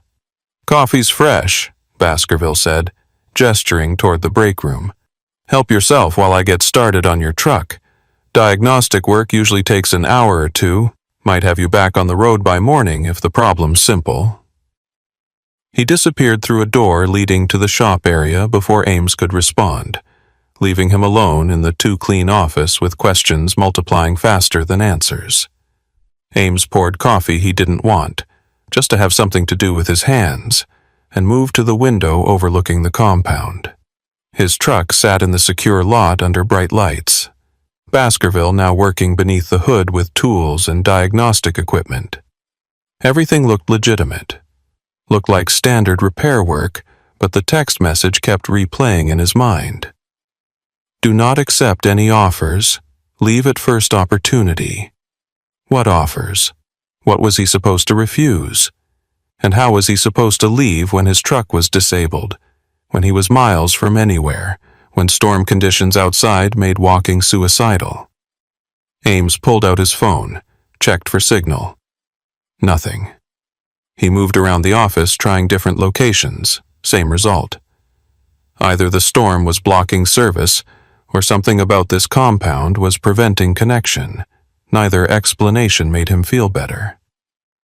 The door to the shop area opened and Baskerville reappeared, expression neutral but carrying a clipboard with diagnostic printouts. "Found your problem," he said, settling into a chair across from Ames. "Computer module failure, probably from electrical surge. I can fix it, have the parts in stock actually, but here's the situation. That mining operation you were heading to? They don't exist. Address you were given, it's just empty desert. Nobody's expecting your delivery because there's no operation to deliver to." Ames felt his stomach drop. "What are you talking about? I've got legitimate paperwork, shipping manifest, contact information." "All fabricated," Baskerville interrupted, not unkindly. "Someone set up this delivery specifically to get you out here. The electrical failure wasn't mechanical, it was triggered remotely. Probably by device planted during your last maintenance stop. You've been routed to this location deliberately, Mr. Ridgely. Question is whether you're part of the operation or just an unlucky driver." The accusation should have made Ames angry, should have triggered defensive responses. Instead, he just felt tired and frightened. "I'm a trucker. I haul freight. Someone contracts a delivery, I make the delivery. That's my entire involvement." "Then you've got a problem," Baskerville said, leaning forward slightly. "Because the people who arranged this delivery, they think you're carrying something other than mining equipment. And they're willing to pay substantial money to confirm what's actually in your trailer. Now, I can fix your truck's electrical system and send you on your way. No charge, no complications. Or I can make a phone call, and some people show up who are a lot less friendly than me, who won't believe you're just an unlucky driver, who'll take your truck apart piece by piece, looking for whatever they think you're smuggling." "I'm not smuggling anything," Ames insisted, voice harder than he felt. "My load is exactly what the manifest says. Generators, pump components, standard industrial equipment." "Then you won't mind if someone verifies that?" Baskerville pulled out a phone, held it up like a threat. "One call and we open your trailer together, inventory everything, prove you're legitimate. Takes maybe an hour, you're on your way after that. Unless we find something that doesn't match the manifest." Ames thought about his trailer, about the legitimate cargo he'd loaded in Tonopah, about paperwork he'd verified personally. But he also thought about mile after mile of empty highway, about opportunities for someone to access his truck during fuel stops or rest breaks, about the possibility that his load had been compromised without his knowledge. Just like other drivers, just like operations he'd heard about through the trucker network, cargo manipulated to turn innocent haulers into unwitting smugglers. "I want to see my load," Ames said. "Right now, before any phone calls. If there's something in my trailer that shouldn't be there, I need to know." Baskerville studied him for a moment, then nodded. "Fair enough. Let's take a walk." The storm had intensified, wind driving snow horizontally across the compound, but security lights kept visibility reasonable within the fenced perimeter. Baskerville led Ames to his trailer, produced bolt cutters, and removed the seal with practiced efficiency. The doors swung open, revealing cargo exactly as Ames had loaded it. Generators strapped in place, pump components secured, inventory matching the manifest he carried. Relief flooded through him, followed immediately by confusion. "This is all legitimate equipment," Ames said. "Everything matches my paperwork. So what did whoever set this up think I was carrying?" Baskerville was examining the trailer's interior with a tactical flashlight, checking behind cargo, inspecting the walls and ceiling. Maybe they were wrong about which truck.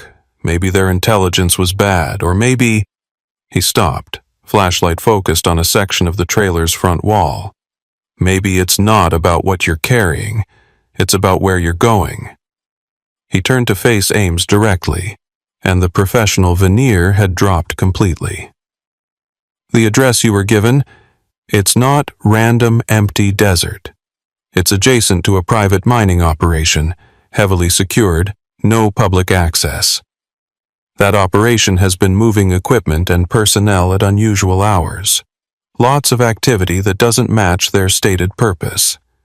Someone thinks they're running something illegal, wants eyes on the site, and apparently decided the best approach was sending a truck right to their doorstep."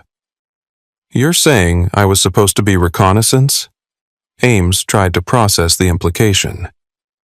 "Drive close enough to their operation that I'd see something, report something?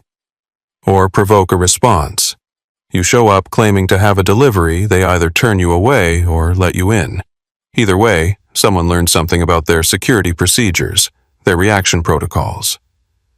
Baskerville closed the trailer doors. "Problem is, the mining operation has their own ideas about uninvited visitors. They've got private security, ex-military contractors, people who don't call sheriffs when they find problems on their property." As if summoned by the conversation, headlights appeared at the compound's front gate, multiple vehicles, moving with purpose. Baskerville swore under his breath. "That's them. Must have been monitoring the highway. Saw me tow you in. Decided to preempt whatever was supposed to happen." He grabbed Ames's arm, pulled him toward a side building. "Listen carefully. Those people think you're part of an operation against them. If they take you, you disappear. No arrest, no charges, just gone. Your only chance is convincing them you're innocent, and they're not inclined to believe innocent explanations." The vehicles entered the compound, 3 SUVs with commercial mining company logos, men emerging in tactical gear despite their civilian employer. Ames counted 6 personnel, all carrying themselves like professional security, all focused on his truck with intensity that suggested this wasn't a casual inquiry. One man separated from the group, older than the others, moving with command authority. He approached Baskerville with the kind of familiarity that suggested previous dealings. "Trask Belden," the man introduced himself to Ames, not offering a handshake. "Security chief for the operation your fake delivery was targeting. Want to tell me who hired you to run reconnaissance on our facility?" "Nobody hired me for reconnaissance," Ames said, forcing his voice steady. "I'm a freight hauler. I got contracted for a delivery, loaded legitimate cargo, headed to the specified address. That's my entire involvement." Belden studied him with eyes that had evaluated threats professionally for years. "Convenient story.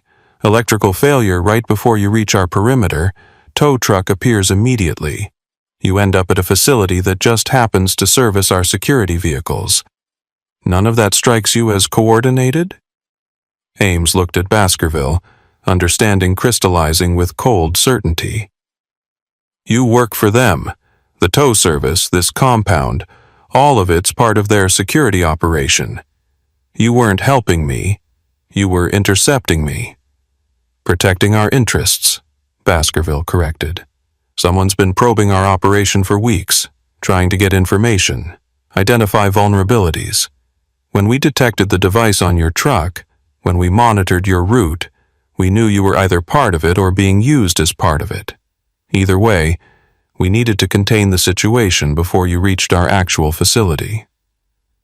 Belden pulled out a tablet, showed Ames photographs of his truck from various angles, timestamps indicating surveillance over multiple days. We've been tracking you since Tonopah, the device that failed your electrical system. We didn't plant it, we just knew it was there, waited to see what would happen when it activated. Your cargo's clean, your paperwork's legitimate, but the delivery address and timing suggest you're a pawn in someone else's operation. Question is, whether you know who's playing you. Ames thought about the text message warning him not to accept offers, about the too convenient timing of his breakdown, about layers of manipulation he hadn't recognized until trapped inside them. I don't know who set this up. I take contracts through my dispatcher, haul freight, collect payment. If someone's using me for surveillance, I'm not aware of it. Your dispatcher, Belden said. Give me contact information. We're going to have a conversation with them about how contracts get arranged and who's really paying for deliveries to non-existent addresses. Ames provided the information, watched Belden make a call that lasted less than a minute, expression hardening as he listened to responses Ames couldn't hear. When the call ended, Belden's assessment of the situation was evident in his posture. Your dispatcher claims the contract came through a broker they've used before, payment verified, nothing suspicious. But the broker's number is disconnected. Payment was cashed through a third party, whole chains designed to obscure whoever actually initiated this. So what happens to me? Ames asked. Exhaustion and fear combining into desperate directness. You've determined I'm an unwitting pawn. Does that mean I'm free to go, or am I still a security risk you need to handle? Belden exchanged a glance with Baskerville, some kind of silent communication passing between them. You're free to go once your truck's repaired. But Mr. Ridgely understands something clearly. Our operation is legitimate, legal, and none of your concern. We employ private security because the nature of our work attracts unwanted attention from competitors and activists. You stumbling into the middle of that, even unwittingly, creates complications we'd prefer to avoid. So here's what's going to happen. Your truck gets fixed, you drive back to Tonopah, you forget this delivery ever happened. You don't file reports, don't discuss this with other drivers, don't try to figure out who set you up. You just move on to your next legitimate contract and stay away from State Route 375. The implicit threat was clear enough that elaboration wasn't necessary. Ames nodded acceptance, relieved to be offered exit at all, knowing that plenty of situations like this ended with drivers disappearing into desert graves. How long to fix my truck? 3 hours, maybe 4. Storm should clear by then, roads will be passable. Baskerville checked his watch. Sun's coming up in 90 minutes. You'll be rolling by mid-morning, back in civilization by afternoon. Whole thing becomes a bad memory you don't share. Belden's security team conducted a thorough search of Ames's truck anyway, pulling cargo, inspecting every panel and compartment, looking for contraband or surveillance equipment or anything that might justify their suspicion. They found nothing, because there was nothing to find, and eventually replaced everything exactly as it had been loaded. Professional, thorough, and deeply unsettling in its military precision. Ames spent the waiting hours in the too-clean office, drinking bad coffee, watching dawn break over the Nevada desert through windows that probably had security cameras watching him. His phone remained dead, no signal, no way to contact anyone or call for help, even if help had been an option. He thought about the text message warning, about whoever had sent it, about whether they'd achieved whatever objective this whole operation had been designed to accomplish. And he thought about how easily he'd been manipulated, routed into a situation where every choice had already been made for him. True to Baskerville's estimate, the electrical system was repaired by 9 a.m., truck functional, and showing no evidence of the remote device that had triggered the failure. Ames conducted his own pre-trip inspection, paranoid now about anything that might have been added or modified while his truck was in their control. Everything appeared normal, appeared safe, but trust was a luxury he couldn't afford anymore. "Road's clear back to Tonopah," Baskerville said, handing Ames paperwork showing a completed repair. "No charge. Consider it compensation for your inconvenience. And Mr. Ridgely, whatever questions you have about last night, whatever curiosity you're feeling about our operation or who set you up, let it go. People who ask too many questions about things that don't concern them, they end up creating problems for themselves. You seem like a smart man. Smart men know when to forget things." Ames took the paperwork, climbed into his cab, and fired the engine. It started perfectly, all systems functioning, as if the previous night's failure had never happened.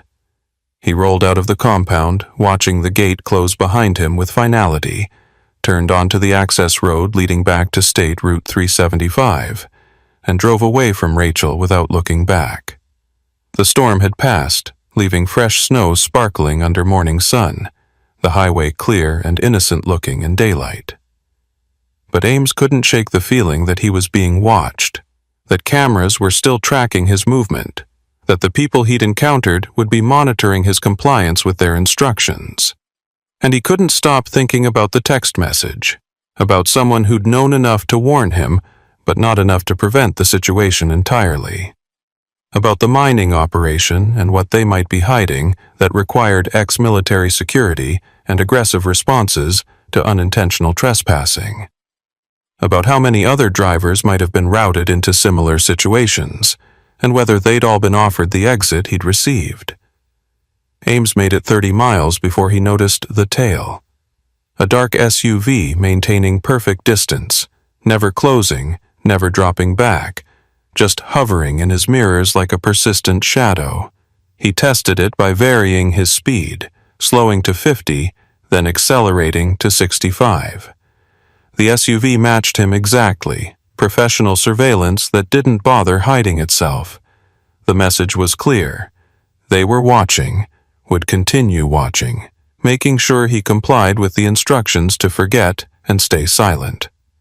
His phone gained signal around mile marker 50, immediately buzzing with accumulated messages. His dispatcher asking for delivery confirmation. A missed call from an unknown number, and another text from the same anonymous source that had warned him originally. "They're tracking you. Ditch the phone."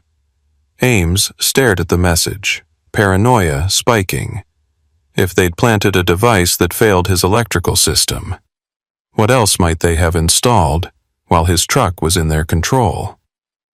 He pulled into a rest area, did a thorough inspection of his cab and trailer, looking for anything that seemed new or out of place.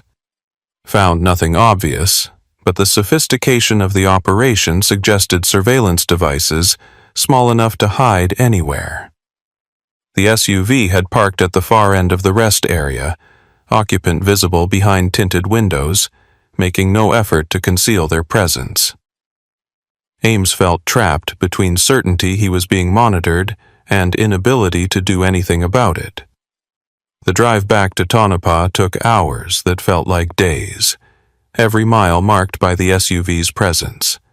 Every decision weighed against the threat of what might happen if he deviated from his route or tried to contact authorities.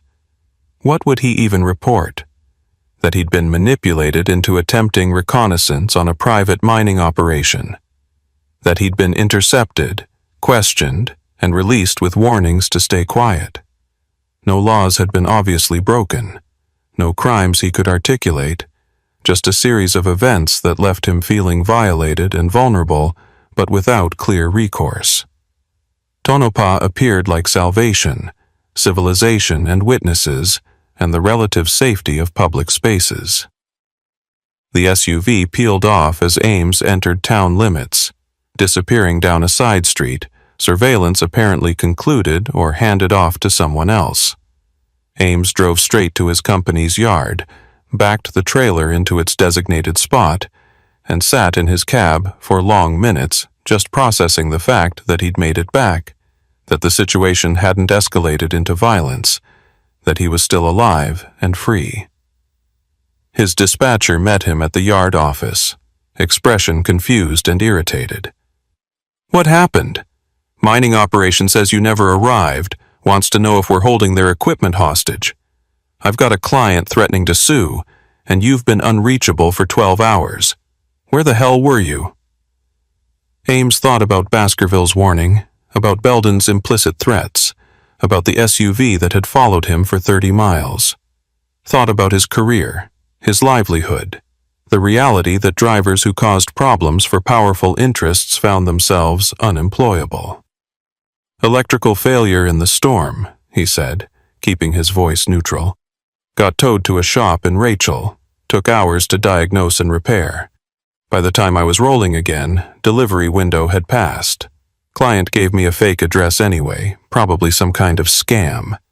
The dispatcher's suspicion was evident, but he didn't push. "Client already pulled the contract, demanded refund of the deposit. They're claiming you were hired to spy on their operation, that the delivery was never legitimate. Legal's looking into it, but honestly, the whole thing smells wrong. I'm pulling you from remote routes until this gets sorted out." "Fine by me," Ames said, meaning it. "I'm done with 375, done with deliveries to nowhere, done with premium rates that come with complications. Give me standard routes, major highways, destinations with actual addresses." He went home to his apartment, showered away the grime and fear, and tried to sleep. But every noise in the building made him alert.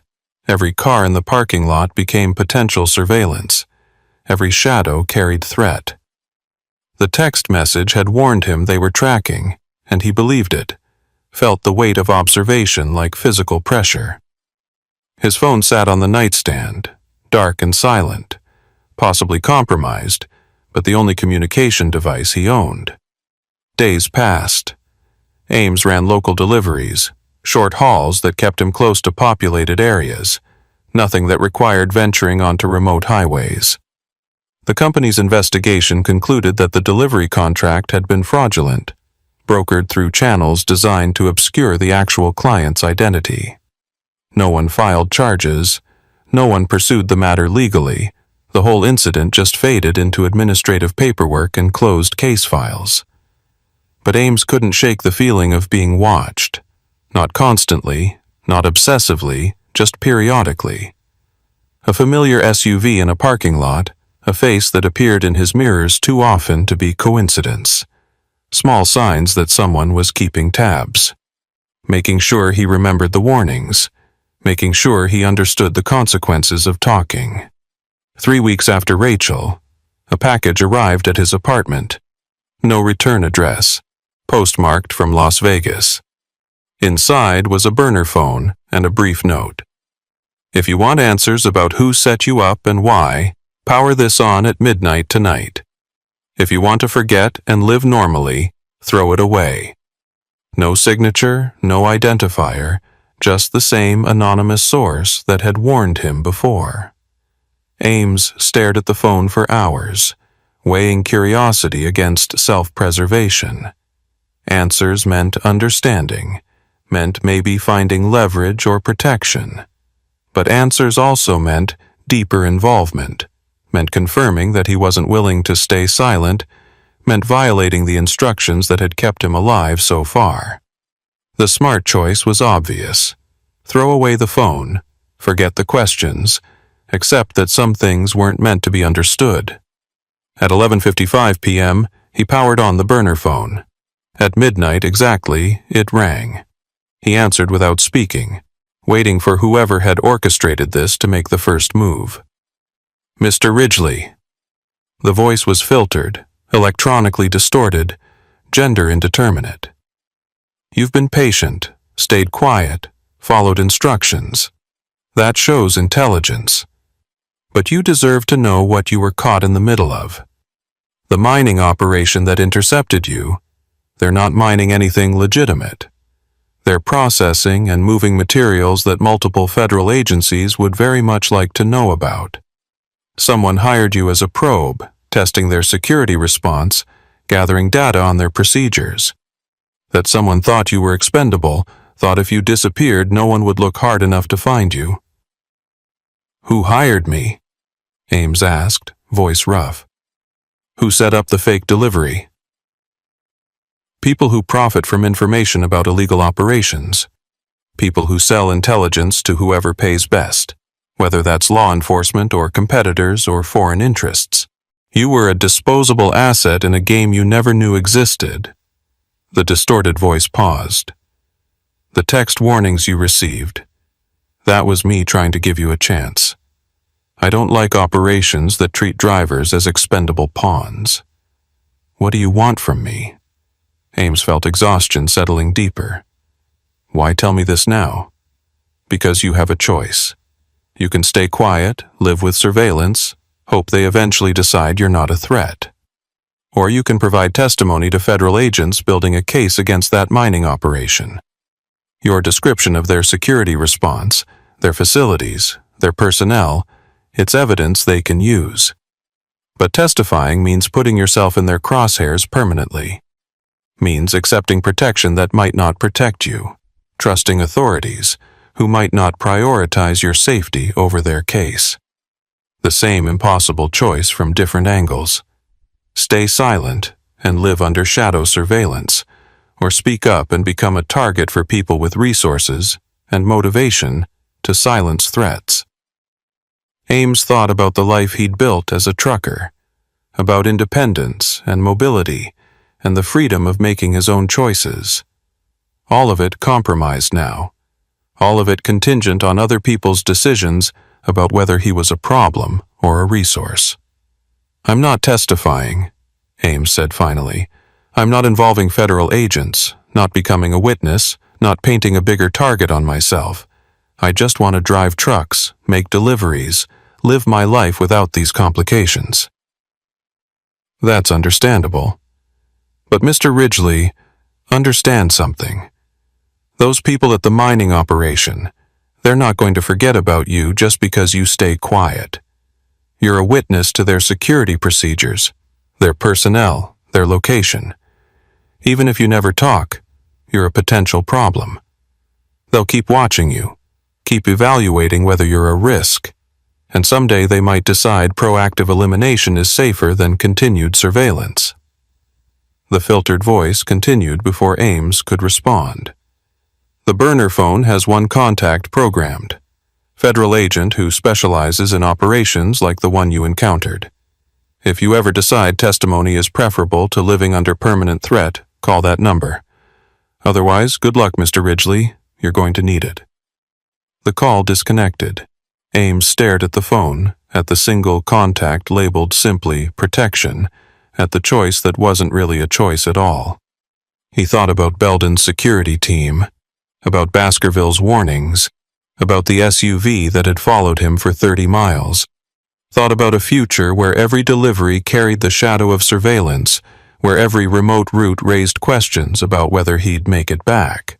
He should destroy the burner phone, should eliminate the temptation to call federal agents, should commit fully to silence and hope it bought him safety. Instead, he hid the phone in his apartment, tucked away where he could find it if circumstances changed, if the surveillance intensified, if staying quiet stopped feeling like protection and started feeling like waiting for inevitable violence.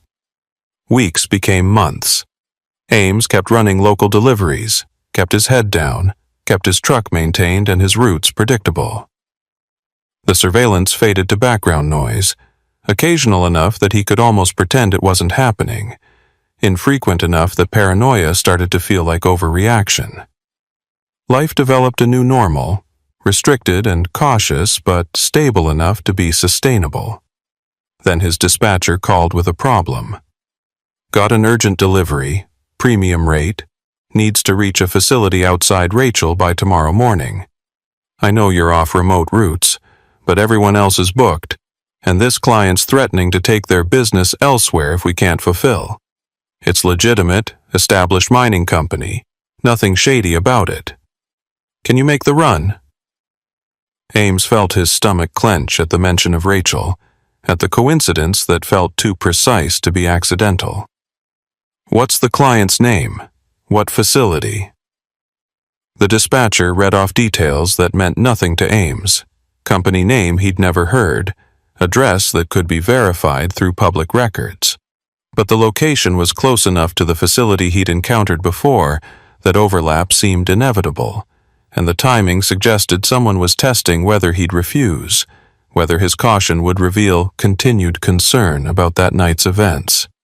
I'll take it, Ames heard himself say, because refusing felt like admission, like confirming he had reasons to avoid the area. Load it up, I'll roll tonight. He drove toward Rachel in darkness, watching his mirrors constantly, checking his phone for anonymous warnings that never came. The highway felt different now, familiar but threatening, every mile marker a reminder of the night everything had changed. His trailer carried legitimate cargo, his paperwork was clean, but none of that mattered if someone decided he was a problem worth resolving. The delivery address turned out to be real, an actual mining facility with legitimate operations and normal security procedures. Ames made the delivery without incident, collected signatures, and headed back toward Tonopah as dawn broke over the desert. No surveillance, no confrontations, no complications. Just a standard delivery that happened to be near the facility that had changed his life.